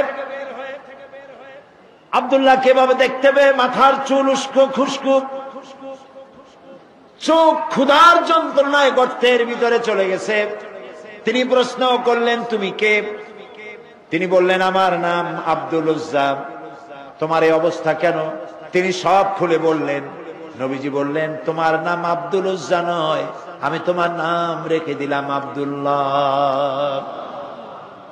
আসহাবে সুফফাকে ডেকে বললেন, এই আব্দুল্লাহকে কোরআন শরীফ শিখাও। তিনি কোরআন শরীফ শিখতেন। কোরআন শরীফ তেলাওয়াত করতে গিয়ে উচ্চ শরীফ তেলাওয়াত করতেন। সাহাবীরা নালিশ করলেন নবীজির খেদমতে, আব্দুল্লাহর তেলাওয়াতের জ্বালায় এত জোরে তেলাওয়াত করে ঘুমাইতে পারি না, বিশ্রাম করতে পারি না। নবীজি বললেন, তোমরা আব্দুল্লাহকে তেলাওয়াত করতে দাও, যত খুশি জোরে তেলাওয়াত করুক। তার কারণ হলো তার ঈমানটা এত চড়া দামে ঈমান এনেছে, পরনের লুঙ্গিটাও আনতে পারে নাই। ইত্যবসরে তাবুকের যুদ্ধের দামামা বেজে উঠেছে। রোমানদের সাথে রাসূলুল্লাহর যুদ্ধ হবে। আল্লাহ নবী সাহাবায়ে কেরামদেরকে একত্রিত করে যুদ্ধের প্রস্তুতি নিলেন। সমস্ত লোকেরা টাকা পয়সা দিল, মহিলারা সোনা দানা দিলেন। সবগুলি নিয়ে রাসূলুল্লাহ রওনা করলেন। 30,000 সৈন্য নিয়ে নবীজি রওনা করেছেন তাবুকের দিকে। আর 2 লক্ষ সৈন্য আসছে রোমানদের। কিছু দূর যাওয়ার পরে হযরত আব্দুল্লাহ নবীজির সামনে এসে দাঁড়ালেন। বললেন, ইয়া রাসূলুল্লাহ, সাহাবায়ে কিরাম পুরুষ আর নারীরা যা তাদের কাছে ছিল সব খুলে খুলে আপনাকে দিয়ে দান করেছে জিহাদের জন্য। আমার কাছে কিছুই নাই, আমি তো কিছু দিতে পারলাম না। হে রাসূল, আমি আপনার কাছে দোয়া চাই, আপনি আমার জন্য দোয়া করেন, আমি যেন এই জিহাদের ময়দানে আমার জীবনটা দিয়া যেন ইসলামকে সাহায্য করতে পারি। নবীজি বললেন, একটা গাছের বাকল নিয়ে আসো। হযরত আব্দুল্লাহ গাছের বাকল নিয়ে আসলেন। আল্লাহ নবী বাকলটা হযরতে আব্দুল্লাহর হাতে বেঁধে দিয়ে বললেন, আয় আল্লাহ, আমি আব্দুল্লাহ রক্তকে কাফেরদের জন্য হারাম করে দিলাম। হযরতে আব্দুল্লাহ কেঁদে উঠলেন, বললেন, ইয়া রাসূলুল্লাহ, আমার আশা ছিল জিহাদের ময়দানে যুদ্ধ করে শহীদ হয়ে জান্নাতে যাব, আর আপনি আমার রক্ত কাফেরদের জন্য হারাম করে দিলেন। আল্লাহর নবী বলেন, আব্দুল্লাহ, কোনো চিন্তা করো না, এখন যদি তোমার জ্বরেও মৃত্যু হয় ঘরের মধ্যে বসে আল্লাহ তোমাকে শাহাদাতের দরজা দিবে। তাবুকের প্রান্তরে সাহাবায়ে কেরাম উপস্থিত হলেন। রোমান 2 লক্ষ সৈন্যরা, আল্লাহর নবী নিজে এসেছেন শুনে ভয়তে পালিয়ে গেল। বিনা যুদ্ধে জায়গা দখল হয়ে গেল। নবীজি সেখানে 20 দিন অপেক্ষা করলেন, চতুর্দিকে দ্বীনের দাওয়াত ছড়াতে লাগলেন।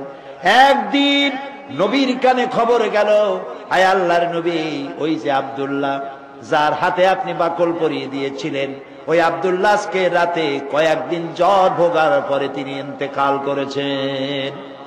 নবীজি তাকে গোসল এবং কাফনের ব্যবস্থা করতে লাগলেন, করতে বললেন, এবং নিজে গিয়ে জানাজার ব্যবস্থা করবেন বললেন। কবর খোঁড়া হলো, কবরের পাশে একজন ছোট্ট একটা লাইট নিয়ে দাঁড়ায় আছেন, টিম টিম করে জ্বলছে। 2 জন সাহাবী আব্দুল্লাহকে হাতে উঁচু করে ঘাড়ে করে বহন করে আনতেছেন, আর কবরের ভিতরে একজন দাঁড়ায় গেছেন লাশ ধরার জন্য। যিনি কবরের ভিতরে দাঁড়ানো, তিনি বলতেছেন, তোমরা লাশ বহন করে যারা আনতেছো, তোমার ভাইকে আস্তে আস্তে আনো, যেন তোমার ভাইয়ের সঙ্গে যেন বেয়াদবি না হয়। কবরের ভিতরে দাঁড়িয়ে যিনি আব্দুল্লাহ লাশ ধরে কবরে শোয়াই দিলেন, তিনি আর কেউ নন, তিনি রহমতের নবী, বিশ্ব নবী মুহাম্মদুর রাসূলুল্লাহ। নিজ হাতে কবরে শোয়াই দিলেন। বহন করে যারা এনেছিলেন তারা হলেন আবু বকর, ওমর রাদিয়াল্লাহু তাআলা আনহুমা, আর আলো নিয়ে যিনি দাঁড়িয়েছিলেন তিনি হযরত বেলাল। কবরের ভিতরে আব্দুল্লাহকে শুইয়ে দিয়ে তার উপরে মাটির আচ্ছাদন দিয়ে নবীজি 2খানা হাত আল্লাহর দরবারে তুলে ধরে বলেন, রব্বুল আলামিন, আজকের সন্ধ্যা পর্যন্ত আমি আব্দুল্লাহর উপরে খুশি ছিলাম, রাজি ছিলাম। আয় আমার আল্লাহ, তুমি আব্দুল্লাহর প্রতি খুশি আর রাজি হয়ে যাও। হযরত আব্দুল্লাহ ইবনে মাসউদ রাদিয়াল্লাহু তাআলা আনহু তিনিও সেখানে উপস্থিত ছিলেন। তিনি কেঁদে উঠে বললেন, আহারে, আজ যদি আব্দুল্লাহ লাশ না হইয়া আমার লাশটা যদি হইতো, ভাগ্য ভালো হয়ে যেত। নবীজি বলছেন, আয় আল্লাহ, আজকের সন্ধ্যা পর্যন্ত আমি আব্দুল্লাহর উপরে রাজি, তুমি আব্দুল্লাহর প্রতি রাজি হয়ে যাও। সুবহানাল্লাহ। প্রিয় ভাই সব, একজন সাহাবী রাসূলকে যে সম্মান দিয়েছে, ভালোবাসা দিয়েছে, সারা দুনিয়ার মানুষ এই ভালোবাসা একত্রিত হয়ে দিতে পারবে না। সুতরাং ইয়া নবী সালাম আলাইকার মধ্যে মহব্বত না, মহব্বত হলো রাসূলের দেওয়া আদর্শ বাস্তবায়িত করার মধ্যেই মহব্বত। হক কথা বলার জন্য রাসূল মার খেয়েছেন, সাহাবায়ে কেরাম মার খেয়েছেন। আমরা হক কথা বলতে ভয় পাই, অনেকে ভয় পান হক কথা বলতে। হক কথা বলতে যদি দাওয়াত না হয়, যত পারা যায় মাইজিয়া ঘষিয়া কথা কইয়া টইয়া কোন রকম গোলে মালে যাবে দিয়ে পকেট ভরলেই হয়, ঠিক কিনা? পকেট ভরার কাম হাদিয়া তোহবার কাম। প্রিয় ভাই সব, এটা হাদিয়া তোহবার রাস্তা না, এ রাস্তা রক্ত পিচ্ছিল, এ রাস্তা বড় কঠিন, দান দান শহীদ হওয়ার রাস্তা, কাঁচা কলিজা চাবায় খাওয়ার রাস্তা। হযরত হামজা রাদিয়াল্লাহু তাআলা আনহুর কলিজা চাবায় খেয়েছিল কাফেররা। এই কষ্ট করার পর ইসলাম এসেছে।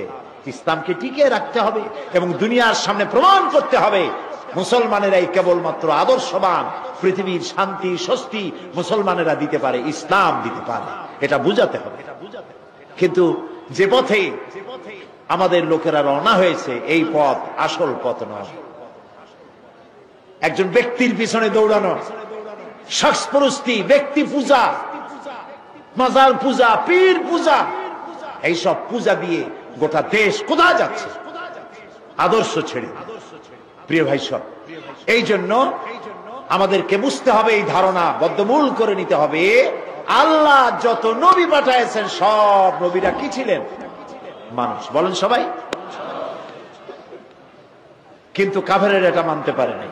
কাফেরেরা বলতো, মা হাযা ইল্লা বাশারুম মিথলুকুম ইউরিদু আন ইয়াতাফাদ্দালা আলাইকুম ওয়ালাউ শাআল্লাহু লাআনজালা মালাইকাতাম মা সামি'না বিহাদা ফি আবাইনাল আউওয়ালিন। মা হাদা ইল্লা বাশারুম মিসলুকুম, এই যে নবী, এ তো মানুষের মতো। এটা কি কথা? তার আলাদা একটা ফজিলত আমাদের উপর থেকে কি হবে? আল্লাহ যদি ইচ্ছে করতেন তো ফেরেশতাই তো পাঠাই দিতেন নবী করে আমাদের জন্য। মা সামি'না বিহাযা ফি আবাইনাল আউয়ালিন, এটা আমাদের বাপ দাদার মুখেও কোনোদিন শুনি নাই যে মানুষ নবী হয়। এটা কথা হইল? এ কি নবী? তারা বিশ্বাস করতে পারত না। তারা বলতো মা হাদা ইল্লা বাশারুম মিসলুকুম ইয়াকুলু মিম্মা তাআকুলুনা মিনহু ওয়া ইয়াশরাবু মিম্মা তাশরাবুন। এ কি নবী যে আমরা যা খাই তাই খায়, আমরা পান করি তারাও পান করে? এই ধরনের চিন্তা তাদের ছিল, ওই কুবুরি চিন্তা। এখন মুসলমানদের মধ্যে ঢুকছে, নবীর মানুষ কোয়া যাবে না। নাউযুবিল্লাহ। মুসা আলাইহিস সালাম এবং হারুন আলাইহিস সালাম যখন নবুয়তের দাবি নিয়ে গিয়েছিলেন, কাফেররা বলেছিল আনুমিনু লিবাশারাইন, আমরা কি ঈমান আনবো এমন দুই ব্যক্তির উপরে যারা আমাদের মতো মানুষ, তাদের উপর ঈমান আনবো? এটা কেমন কথা? মা লিহাদার রাসূল ইয়াকুলুত তুআম ওয়া ইয়ামশি ফিল আসওয়াক। কেমন রাসূল যে আমাদের মতো বাজারে যায়, আমাদের মতো ভাত খায়? ওরা চিন্তা করত যে রাসূল যিনি হবেন তিনি হয়তো ফেরেশতা হবে বা অন্য কিছু হবে, জিন হবে। আল্লাহ রাব্বুল আলামিন বলেন, পৃথিবীতে যদি সব ফেরেশতারা স্বাচ্ছন্দ্যে ঘোরাফেরা করত তাহলে আমি এখানে ফেরেশতা নবী করে পাঠাইতাম। আমি যে মানুষের জন্য মানুষ নবী করেছি, এটা তো সারা পৃথিবীর মানুষের জন্য ইহসান করেছি। আমাদের জন্য যদি ফেরেশতা নবী করা হতো তাহলে সেটা কি আমাদের জন্য কল্যাণ হতো না অসুবিধা হইতো? মারাত্মক অসুবিধা হতো। ফেরেশতা তো পুরুষও না নারীও না, তারা তো জানে না মানুষের সমস্যা কোথায়। কলকারখানার মালিকের সাথে শ্রমিকের যখন লাগে, ফেরেশতা বুঝবে কি এটা মীমাংসা কেমন হবে? স্বামী স্ত্রীর যখন ঝগড়া লাগে তো ফেরেশতা কি করে বুঝবে স্বামী স্ত্রীর ঝগড়া লাগে কেন? ফেরেশতা তো পুরুষ না মেয়ে লোক না, তার তো বউ নাই স্বামীও নাই। কাজে আল্লাহ তাআলার এটা মেহেরবানি যে তিনি কি করেছেন, মানুষের জন্য নবী বানাইছেন। কি ওয়ামা আরসালনা ক্বাবলাকা ইল্লা রিজালান নূহি ইলাইহিম ফাসআলু আহলাদ যিকরি ইন কুনতুম লা তা'লামুন। আপনার পূর্বে যত নবী আমি পৃথিবীতে পাঠিয়েছিলাম তারা সব মানুষ ছিলেন, একজনও ফেরেশতা বা জিন ছিল না, সব ছিল মানুষ। সুতরাং হে নবী, আপনি আপনার পজিশন সম্পর্কে জানায় দেন, আপনার অবস্থা সম্পর্কে বলেন। আল্লাহ বলে দিলেন, আপনি বলুন, কুল ইন্নামা আনা বাশারুম মিসলুকুম ইউহা ইলাইয়া আন্নামা ইলাহুকুম ইলাহু ওয়াহিদ। হে নবী, আপনি বলুন, আনা বাশারুম মিসলুকুম, আমি তোমাদের মতোই মানুষ। ইউহা ইলাইয়া, আমার কাছে ওহী আসে। আর তোমার আর আমার, তোমাদের আর আমার ইলাহ এক। আমি তোমাদের মতো মানুষ। কুল ইন্নামা আনা বাশারুম মিসলুকুম, আমি তোমাদের মতো মানুষ। বুঝতেছেন কথা? এই কথার ব্যাখ্যা সব সময় আমি চেষ্টা করি মানুষকে বুঝাবার জন্য। আল্লাহ তৌফিক দিন, বলেন আমি। ইন্নামা আনা বাশারুম মিসলুকুম, আমি তোমাদের মতো মানুষ, এই কথার ব্যাখ্যা দরকার। তা না হলে আন্দাজে দেখবেন এই যে কথা বললাম, যদি ব্যাখ্যা না দেওয়া হয় তাহলে কেউ কেউ আগামীকাল থেকে ওয়াজ করা শুরু করবেন, এই সাইদি আসছিল, আসে বলে গেছে নবী নাকি আমাদের মতো সাধারণ মানুষ। আর লোকেরা কবে নাউজুবিল্লাহ, কই লোক? নবী মানুষ, কিন্তু মানুষের মধ্যে দুইটা শ্রেণী। কয়টা শ্রেণী? একটা হলো সাধারণ আর একটা হলো অসাধারণ। একটা মানব আর একটা বলেন মহামানব। রাসূলুল্লাহ মানুষ, মানব কিন্তু মহামানব। তিনি মানুষ, তবে সাধারণ মানুষ নয়, অসাধারণ মানুষ। সুবহানাল্লাহ। মানুষ কোন দিক দিয়ে? মানুষ এই দিক থেকে আমাদের মতো মানুষ, এই দিক থেকে আমরা ঘুমাই, রাসূলও ঘুমায়। আমরা খাই, তিনিও খান। আমরা বিয়ে করি, বাচ্চা হয়, তিনিও বিবাহ করেছেন, বাচ্চা হয়েছে। তার শরীর কাটলে যে রক্ত বেরোতো, সেই রক্ত সাদা ছিল না, সে রক্ত আমাদের মতো লাল রক্ত ছিল। তিনি আনন্দ পেলে হাসতেন, দুঃখ পেলে কাঁদতেন। নবী করিম সাল্লাল্লাহু আলাইহি ওয়াসাল্লামের ছেলে মারা গেল, তিনি কাঁদতেছিলেন, চোখ দিয়ে পানি পড়তেছিল। সাহাবায়ে কেরাম বললেন, হে রাসূল, আপনি তো আমাদের কাঁদতে নিষেধ করেছেন। নবী করিম সাল্লাল্লাহু আলাইহি ওয়াসাল্লাম বলেছেন, আমি চিল্লাতে নিষেধ করেছি, আমার চোখ দিয়ে যেটা পড়ছে এটা হলো মুহাব্বত। আমার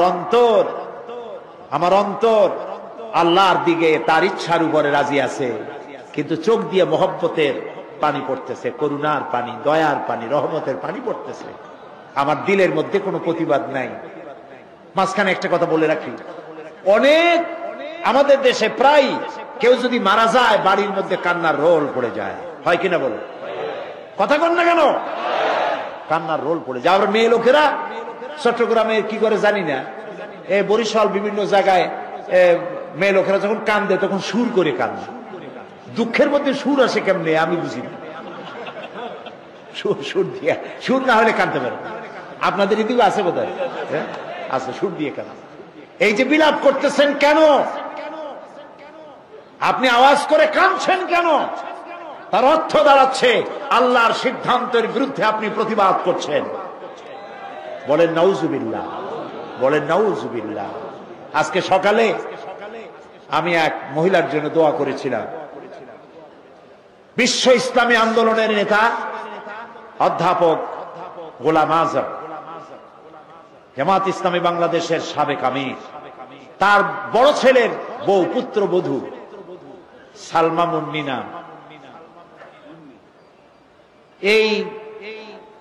তার এই পুত্রবধূ আমাকেও শ্বশুরের মতো ভক্তি করেছে, মহব্বত করেছে। দীর্ঘদিন রোগ ভোগের পরে মারা গেলেন কদিন আগে। আল্লাহ যেন তাকে জান্নাতুল ফেরদাউসের মেহমান বানায় দেন। কথাটা আনলাম এই কারণে, তার ছোট্ট মেয়ে মামুনের স্ত্রী গোলাম আজম সাহেবের নাতনি, ছোট্ট নাতনি, নাম নুসাইবা, আমাদের পাশে বসা, চোখ থেকে দরদর করে পানি পড়ছে, মুখে কোনো আহা উহু নাই। আমার স্ত্রীর কাছে শুনলাম, তিনিও দেখতে গিয়েছিলেন, তার কাছে শুনলাম ছোট্ট মেয়েটা মায়ের মুখের দিকে তাকায় আছে, ছেলেগুলো মায়ের মুখের দিকে তাকানো, কোন শব্দ নাই, শুধু চোখ দিয়ে পানি পড়ছে। একটা মুমিনের বাড়ি, কোন মানুষ মারা গেলে এটাই হওয়া উচিত। আপনি আওয়াজ করে কাঁদবেন, তার অর্থ হল আল্লাহর ফয়সালার বিরুদ্ধে প্রতিবাদ করছেন। বলেন নাউজুবিল্লাহ। আপনার কলিজার টুকরা সন্তান মারা গেছে, আপনি বলুন ইন্না লিল্লাহি ওয়া ইন্না ইলাইহি রাজিউন। একটা গোলাম এর থেকে আর বেশি কি বলতে পারবে? গোলামের কোনো সে নাই। মাবুদের সিদ্ধান্ত, সিদ্ধান্ত কার? আল্লাহ রাব্বুল আলামিন। সেই জন্য নবী করিম সাল্লাল্লাহু আলাইহি ওয়াসাল্লাম তিনি মানুষ ছিলেন, আনন্দ পেলে হাসতেন, তবে আমাদের মতো হাসতেন না, মুস্কি হাসতেন। আমাদের দেশে মানুষ হাসে, হাসের কায়দা দেখছেন? কত কায়দা! হায় হায়, নাট্য হাসি, পৈশাচিক হাসি, অট্ট হাসি, পাজামার ফিতা ছেঁড়া হাসি, এরকম। নবী করিম সাল্লাল্লাহু আলাইহি ওয়াসাল্লাম যখন হাসতেন শরীর মোবারক কাঁপত না। সুবহানাল্লাহ।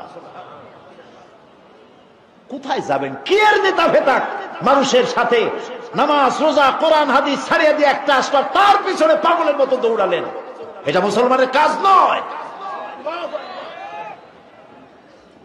নবী করিম সাল্লাল্লাহু আলাইহি ওয়াসাল্লাম মুস্কি হাসতেন, দাঁত মুবারকের কিছুটা অংশ দেখা যেত।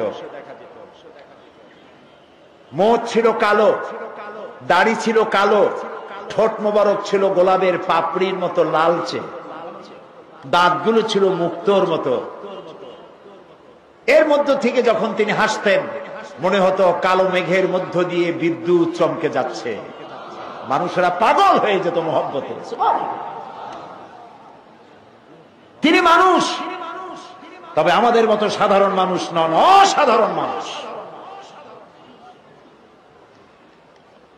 আল্লাহ রাব্বুল আলামিন তার শারীরিক শক্তি, মানসিক শক্তি, রুহানি শক্তি যা দিয়েছিলেন কোন মানুষের সাথে তার তুলনা হবে না।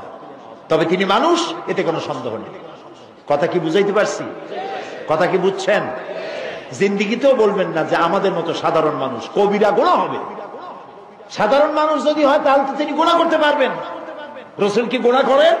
সাধারণ মানুষ তো মিথ্যে কথা বলে, রসুল কি মিথ্যে কথা বলে? সেই জন্য সাধারণ মানুষ কখনো বলবেন না। তিনি মানব, মহামানব, তিনি মানুষ, অসাধারণ মানুষ, তিনি আল্লাহর নবী, তার পরিচয় হচ্ছে আল্লাহর নবী।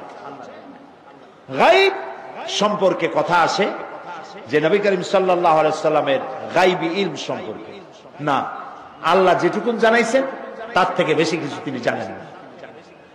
আল্লাহ রাব্বুল আলামিন তাকে দিয়ে বলাচ্ছেন, قُلْ لَا أَقُولُ لَكُمْ عِنْدِي خَزَائِنُ اللَّهِ وَلَا أَعْلَمُ الْغَيْبَ وَلَا أَقُولُ لَكُمْ إِنِّي مَلَكٌ إِنْ يَتَّبِعُ إِلَّا مَا يُوحَى إِلَيَّ। বলুন, আমি তো তোমাদের কথা বলি না যে আমার কাছে আল্লাহর বিপুল ধনরাশি আছে, এবং একথাও বলি না যে আমার কাছে গায়বের ইলম আছে। আল্লাহ তাআলা বলছেন যে বলেন আপনার কাছে গায়বের ইলম নাই। নবীজি আরো বলেন, ওয়ালাউ কুনতু আ'লামুল গায়বা লাস্তাকসারতু মিনাল খায়র ওয়া মা মাসসানিয়াস সূ। হে নবী, আপনি বলেন আমার কাছে যদি গায়বের ইলম থাকতো তাহলে আমি সব ভালো ভালো জিনিসগুলি আমার জন্য বেছে নিতাম, আর কোন অকল্যাণ আমাকে স্পর্শ করতে পারত না। নবী যদি গায়ব জানতেন তায়েফের ময়দানে মার খেতেন না, তিনি টের পাইয়া গায়বী ইলম দ্বারা জায়গা থেকে সরে পড়তেন। ওহদের ময়দানে গায়েব যদি তিনি জানতেন তাহলে ওহদে দামদার মোবারক শহীদ হওয়ার আগে নিজে সরতেন, হামজা রাদিয়াল্লাহু তাআলা আনহুকে সরাই দিতেন। এগুলো ঠিক কিনা? ইহুদি কর্তৃক একটি ছাগলকে বিষপান করাইয়া বড় বানাইছিল, সেই বিষাক্ত গোশত রাসূলকে খাওয়ানো হয়েছিল। তিনি যদি গায়েব জানতেন তাহলে এটা খাইতেন না, এবং মৃত্যুর সময় যন্ত্রণাও উঠতো না, কষ্ট পেতেন না। হযরত আয়েশা রাদিয়াল্লাহু তাআলা আনহার ব্যাপারে ইফকের ঘটনায় তিনি যদি গায়েব জানতেন তাহলে মাসাদিক কাল পর্যন্ত ওহীর অপেক্ষায় বসে থাকতে হতো না, নিজের প্রিয়তমা স্ত্রীকে ঘরে ফিরে আনতে পারতেন। এ ধরনের অসংখ্য ঘটনা আছে যার দ্বারা বোঝা যাচ্ছে যে তার কাছে গায়বের ইলম নাই। অতটা আছে যতটা আল্লাহ জানিয়েছেন। গায়ব কেবলমাত্র কার কাছে? ওয়া ইনদাহু মাফাতিহুল গায়ব লা ইয়ালামুহা ইল্লা হুয়া। একমাত্র আল্লাহর কাছেই গায়বের ইলম আছে, এবং এই গায়বের ইলমের চাবিকাঠি কেবল আল্লাহর কাছে, আর কারো কাছে নাই। একেবারে পরিষ্কার কথা। সুতরাং গায়বের ইলমের ব্যাপারেও আমাদেরকে বিশ্বাস করতে হবে নবী ততটা জানেন যতটা তাকে আল্লাহ জানানো জরুরত বোধ করেছেন।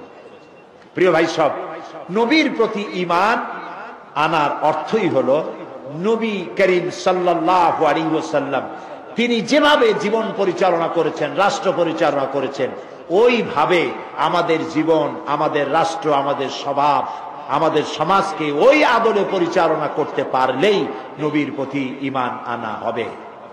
এই নবীর প্রতি ঈমান রাষ্ট্রীয়ভাবে, সামাজিকভাবে, আন্তর্জাতিকভাবে কিভাবে আমাদের পালন করতে হবে সেই কথাগুলি বলবো আপনাদের সামনে আগামীকাল ইনশাআল্লাহ। সবাই বলি ইনশাআল্লাহ। এখন মোনাজাত হবে। মোনাজাতের জন্য সব দাঁড়ানো ভাইয়েরা যার যার জায়গায় মোনাজাতের জন্য বসে পড়ুন, আর একটু জোরে সোরে জিকির করেন, সুবহানাল্লাহ ওয়ালহামদুলিল্লাহ লা ইলাহা ইল্লাল্লাহ, সুবহানাল্লাহ ওয়ালহামদুলিল্লাহ লা ইলাহা। প্রিয় ভাই সব, আজকে 3 জন মুসলমান হবেন, আলহামদুলিল্লাহ বলেন। আজকে মুসলমান হবে 3 জন। নাম হলো তপন বড়ুয়া, পিতা হলো লাতু বড়ুয়া। তপন বড়ুয়া, আর তিনি বৌদ্ধ ধর্মের লোক, বাড়ি হলো উখিয়া, কক্সবাজার। নাম পছন্দ করেছে মোহাম্মদ ইউসুফ। আর একজন হলো শ্রী খোকন বিশ্বাস, পিতা মৃত্যু বাবুল বিশ্বাস, বাড়ি হলো পদুয়া, চট্টগ্রাম। বর্তমান নাম পছন্দ করেছে মোহাম্মদ ওমর ফারুক। একজন মহিলা, নাম হলো শ্রী শিখা দে, পিতার নাম মৃত বলরাম দে, বাড়ি হলো চকবাজার, চট্টগ্রাম। বর্তমান নাম পছন্দ করেছে মোসাম্মদ কুলসুম বেগম। আরো কাছে লা ইলাহা ইল্লাল্লাহু মুহাম্মাদুর রাসূলুল্লাহ। আল্লাহ ছাড়া, জোরে বলো, আল্লাহ ছাড়া কোন উপাস্য নাই, মাবুদ নাই, মুহাম্মদ সাল্লাল্লাহু আলাইহি ওয়াসাল্লাম আল্লাহর প্রেরিত রাসূল। আশহাদু আন লা ইলাহা ইল্লাল্লাহু ওয়াহদাহু লা শারীকা লাহু ওয়া আশহাদু আন্না মুহাম্মাদান আবদুহু ওয়া রাসূলুহু। আমি সাক্ষ্য দিচ্ছি আল্লাহ ছাড়া কোন ইলাহ নাই, মাবুদ নাই, উপাস্য নাই, তিনি এক, তিনি একক, তার কোনো অংশীদার নাই। আমি আরো সাক্ষ্য দিচ্ছি মুহাম্মদ সাল্লাল্লাহু আলাইহি ওয়াসাল্লাম আল্লাহর বান্দা এবং তার প্রেরিত রাসূল। আসসালামু আলাইকুম। এই নতুন মুসলমানদের সালাম নেন, সবাই বলেন। আরেকজন মহিলা ইসলাম কবুল করেছেন, তিনি প্যান্ডেলের ভেতরে আছেন। আমি মোনাজাত করব। আর আগামীকাল এই মাহফিল শেষ দিন সমাপ্ত হবে ইনশাআল্লাহ। সবাই বলি ইনশাআল্লাহ। আপনাদের খেদমতে আরজ হচ্ছে এই যে ইসলামী সমাজ কল্যাণ পরিষদের এই বিশাল মাহফিলের যে লক্ষ লক্ষ টাকা খরচ হয়, এই খরচে আপনারা শরীক থাকেন, আপনাদেরকে ধন্যবাদ জানাই। আলহামদুলিল্লাহ বলেন। আল্লাহ তাআলা বলেছেন তাআওয়ানু আলাল বিররি ওয়াত তাকওয়া ওয়ালা তাআওয়ানু আলাল ইসমি ওয়াল উদওয়ান। নেক কাজে, ভালো কাজে সহযোগিতা করো। এটা কি নেক কাজ নয়? এটা কি নেক কাজ নয়? কত মানুষ হেদায়েত হচ্ছে, কত মানুষ নিজের বাপ দাদার ধর্ম পরিত্যাগ করে ইসলাম কবুল করছেন। বলেন আলহামদুলিল্লাহ। আপনারা যাওয়ার সময় প্রত্যেকটি বাসের সাথে একটা করে বাক্স আছে, টিন আছে। যাওয়ার সময় এই টিনের বাক্সে আপনারা টাকা রেখে যাবেন। আল্লাহ যেন তৌফিক দেন। বলেন আমিন। সবাই দিবেন? আজকে একটু দেখি তো কারা কারা দেবেন, একটু দেখি। যারা দিবেন না হাত উঁচু করে লাভ নাই, যারা দিবেন তারাই হাত উঁচু করে রাখুন, আল্লাহ দেখুক। মাশাআল্লাহ, আলহামদুলিল্লাহ। সবাই বলি আলহামদুলিল্লাহ। আমরা এখনই মোনাজাত করতে যাচ্ছি। আর এত বড় বিশাল জামাত আমরা কোন মসজিদে তো পাবোই না, মোটেই স্বাভাবিক না। এরকম লক্ষাধিক মানুষ কোন মসজিদে ধরার কোনো প্রশ্ন ওঠে না। তো সেই জন্য এশার নামাজ জামাতে পড়ে যাওয়ার চেষ্টা করবেন সকলে। আল্লাহ যেন তৌফিক দেন। বলেন আমিন। আগামীকাল সকাল 9টায় এই মাঠে শিশু কিশোরদের সমাবেশ হবে। আপনার বাচ্চা, আপনার ভবিষ্যৎ, এই বাচ্চাকে দ্বীনের কথা, ইসলামের কথা শোনাবার জন্য আগামীকাল আপনারা আপনাদের বাচ্চাদেরকে নিয়ে আসবেন। 5 বছর বয়স থেকে 10-12-র মধ্যে, 5 থেকে শুরু করে 12-র মধ্যে আপনাদের ছেলে মেয়েদেরকে এখানে পাঠিয়ে দিবেন। তাদেরকে তাদের প্রশ্নের জবাব দেব এবং তারপরে তাদেরকে কোরআন ও হাদিসের কথা শোনানো হবে, যাতে করে তাদের ইমানের মধ্যে ইসলামের বীজ বপন হয়ে যায়, তাদের কলিজার মধ্যে ইসলামের বীজ বপন হয়ে যায়। আল্লাহ যেন তৌফিক দেন। বলেন আমিন। আপনারা প্রত্যেকে আপনাদের সন্তানদের নিয়ে আসবেন সকাল 9টায়। আর মুফতি, আমি যে বলতেছিলাম যে মাহফিল শেষ হবে, যাওয়ার সময় টাকা এই মাহফিলে দিয়ে যাবেন, মাহফিলের খরচ হিসাবে। আর ঢাকা থেকে অনেক লাইব্রেরি আছে, প্রত্যেকদিন বলতেছি, আজও বলি যে আপনারা যাওয়ার সময় সকলে বই কিনে নিয়ে যাবেন। বই কিন্তু কাউকে ঠকায় না। একটা বোয়াল মাছ, কোরাল মাছ, শুটকি মাছ খাবেন, আজ খাইলেন কালকে পায়খানা হয়ে যাবে, এটার কোনো দাম নাই। কিন্তু একটা বই যদি আপনি কিনে নেন, বই আপনাকে উপকার করবে, আপনার জীবনের মোড় ঘুরিয়ে দিতে পারে। আলহামদুলিল্লাহ বলে। কামিয়াব প্রকাশন যারা বিশ্বব্যাপী ইসলামী আন্দোলনের অন্যতম শ্রেষ্ঠ নেতা জামাত ইসলামী বাংলাদেশের সাবেক আমির অধ্যাপক গোলাম আজম, তার লেখা বইগুলি কামিয়াব প্রকাশন বের করে। আল্লাহ তাআলা গোলাম আজম সাহেবকে দুইটা তৌফিক দিয়েছেন। অনেক তৌফিকের মধ্যে আমার দৃষ্টিতে নেতৃত্বের কোয়ালিটি তো আল্লাহ দিছেনই, এছাড়াও দুর্লভ কোয়ালিটি যেটা হলো তিনি সহজ করে বলতে পারেন, সহজ করে লিখতে পারেন। সহজ করে বলা আর লেখা এটা কিন্তু খুব কঠিন ব্যাপার। আল্লাহ এই কোয়ালিটি তাকে দান করেছেন। আল্লাহ তাকে সুস্থ রাখুন, ভালো রাখুন। তার লেখা দিয়া গোটা জাতি জীবন চলার পথের দিক নির্দেশনা আল্লাহ যেন দান করেন, আমরা বলি আমিন। কামিয়াব প্রকাশনে তার অনেক বই তারা সেবেছে, আপনারা সেখান থেকে নিতে পারবেন। আর সর্বশেষ কোরআন শরীফের তাফসীরের সেই কথাটা আমি বলবো এই কারণে যে সূরা লোকমানের মাত্র 2টা রুকুর তাফসীর করেছিলাম এই মাঠে, এইখানে, আর প্রায় অর্ধশত হিন্দু, খ্রিস্টান, বৌদ্ধ, মুসলমান হয়ে গিয়েছিল। সুবহানাল্লাহ।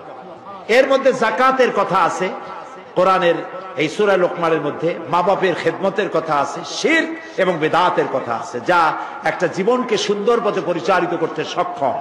তাফসীরে সাঈদী সূরা লোকমান গ্লোবাল প্রিন্টিং নেটওয়ার্ক, সামনে এখানে লাইব্রেরি আছে, আপনারা সেখান থেকে তাফসীরে সাঈদী সূরা লোকমান নিয়ে যাওয়ার চেষ্টা করবেন। আল্লাহ তাআলা তৌফিক দান করুন। প্রত্যেকেই কিছু না কিছু বই নিবেনই। আল্লাহুম্মা আমিন। রব্বানা যালামনা আনফুসানা ওয়া ইন লাম তাগফির লানা ওয়া তারহামনা লানাকুনান্না মিনাল খাসিরিন। রব্বানা লা তুযিগ কুলুবানা বা'দা ইয হাদাইতানা ওয়া হাব লানা মিন লাদুনকা রাহমাতান ইন্নাকা আনতাল ওয়াহ্হাব। আয় আল্লাহ তাআলা, লাখো জনতা নিয়ে তোমার দরবারে হাত তুলেছি। আল্লাহ তাআলা দয়া করে আমাদের জিন্দেগীর গুনাহ মাফ করে দাও। আমাদের মা বাপ, মুরব্বী যারা কবরে শুয়ে আছেন, আল্লাহ তাআলা দয়া করে কবরটাকে জান্নাতের টুকরায় পরিণত করে দাও। রব্বির হামহুমা কামা রব্বায়ানি সগীরা। হায় আল্লাহ তাআলা, আজকে জুমার রাত বড় আশা করে তোমার দরবারে হাত তুলেছি। মাবুদ গো, দয়া করে মেহেরবানি করে আমাদেরকে জাহান্নামের আগুন আমাদের জন্য হারাম বানায়া দাও। রব্বুল আলামিন, তামাম পৃথিবীতে মুসলমানেরা যত জায়গায় বিপদে আছে, বিপদগ্রস্ত মুসলমানদের তুমি সাহায্যকারী হয়ে যাও। রব্বুল আলামিন, আগামীকাল এই মাহফিলের শেষ দিন, আল্লাহ তাআলা মাঠ ঘাটে এই এলাকায় যখনই তাফসীরের মাহফিলের শেষ দিন আসে, লোক ধরে না, বিশাল চাপ সৃষ্টি হয় শহরের উপরে। আল্লাহ তাআলা দয়া করে তোমার কুদরতি নিজাম দিয়ে শান্তিপূর্ণ পরিবেশে মাহফিল কামিয়াব করে দিও। রব্বুল আলামিন, যত মানুষ, পুরুষ আর নারী এখানে আমরা হাত তুলেছি, আল্লাহ দয়া করে আমাদের বিবি বাল বাচ্চা তুমি যা দান করেছো সবগুলিকে দিনদার, ইমানদার, নামাজি মুসলমান বানাইয়া দিও। আল্লাহুম্মা হাব্বিব ইলাইনাল ঈমান ওয়া যায়্যিনহু ফি কুলুবিনা ওয়া কাররিহ ইলাইনাল কুফরা ওয়াল ফুসুকা ওয়াল ইসয়ান ওয়াজআলনা মিনার রাশিদিন। আল্লাহুম্মা জিদনা ওয়া লা তানকুসনা وأكرمنا ولا تهنا وآثرنا ولا تؤثر علينا. اللهم يا منزل الكتاب ومجري السحاب سريع الحساب وهازم الأحزاب، اللهم اهزمهم وزلزلهم وانصرنا عليهم. اللهم شتت شملهم، اللهم مزق جمعهم، اللهم دمر ديارهم، اللهم خرب بنيانهم. আল্লাহ তাআলা, দুনিয়ার সমস্ত জালিমদের মোকাবেলায় তোমার এই মুসলমানগুলিকে দয়া করে তুমি হেফাজত করো। আল্লাহ তাআলা, আমাদের প্রিয় জন্মভূমি এই বাংলাদেশের উপরে তোমার রহমত নাজিল করে দাও। আল্লাহ তাআলা দেশের স্বাধীনতা, সার্বভৌমত্ব, অখণ্ডত্ব কিয়ামত পর্যন্ত আল্লাহ তুমি স্থিতিশীল করে রাখো। রব্বুল আলামিন, মানুষেরা বড় আশা করে মাহফিলে আসে, আল্লাহ তাআলা তুমি দয়া করে আমাদেরকে হেদায়েত নসিব করে দাও, গোমরাহি থেকে বাঁচার তৌফিক দান করে দাও। সুবহানাকা আল্লাহুম্মা ওয়া বিহামদিকা নাস্তাগফিরুকা ওয়া নাতুবু ইলাইক। اللهم اجعلنا من التوابين ওয়াজআলনা মিনাল মুতাতাহহিরিন ওয়াজআলনা মিন ইবাদিকাস সালিহিন ওয়াজআলনা মিনাল্লাযীনা লা খাউফুন আলাইহিম ওয়ালা হুম ইয়াহজানুন। আল্লাহ তাআলা বিদেশ থেকে যারা দোয়া চেয়েছে, ইংল্যান্ড, আমেরিকা, অস্ট্রেলিয়া, মধ্যপ্রাচ্য, বিভিন্ন দেশ থেকে কোরআন শরীফের তাফসীরের মাহফিলে দোয়া চেয়েছেন, তারা সালাম পৌঁছাইছেন। আল্লাহ তাআলা আমাদের বাংলাদেশিরা পৃথিবীর যত জায়গায় আছে তাদের ঈমান দিয়ে, তাদের সুস্থতা দিয়ে আল্লাহ তাআলা তাদেরকে তুমি হেফাজতে রাখো। তারা যে সব দেশে আছে বাংলাদেশের মুসলমানেরা, সেই দেশে ইসলামের দাওয়াত দেওয়ার তৌফিক তাদেরকে দান করে দাও। ঈমানের উপরে, ইসলামের উপরে তাদের টিকে থাকার তৌফিক দান করে দাও। রব্বানা তাকাব্বাল মিন্না ইন্নাকা আনতাস সামিউল আলিম ওয়া তুব আলাইনা ইন্নাকা আনতাত তাওয়াবুর রহিম। সুবহানা রাব্বিকা রাব্বিল ইজ্জাতি আম্মা ইয়াসিফুন ওয়া সালামুন আলাল মুরসালিন ওয়ালহামদুলিল্লাহি রাব্বিল আলামিন। ওয়াজআল আখিরা কালামিনা ইনদাল মাউত লা ইলাহা ইল্লাল্লাহু মুহাম্মাদুর রাসূলুল্লাহ। আসসালামু আলাইকুম।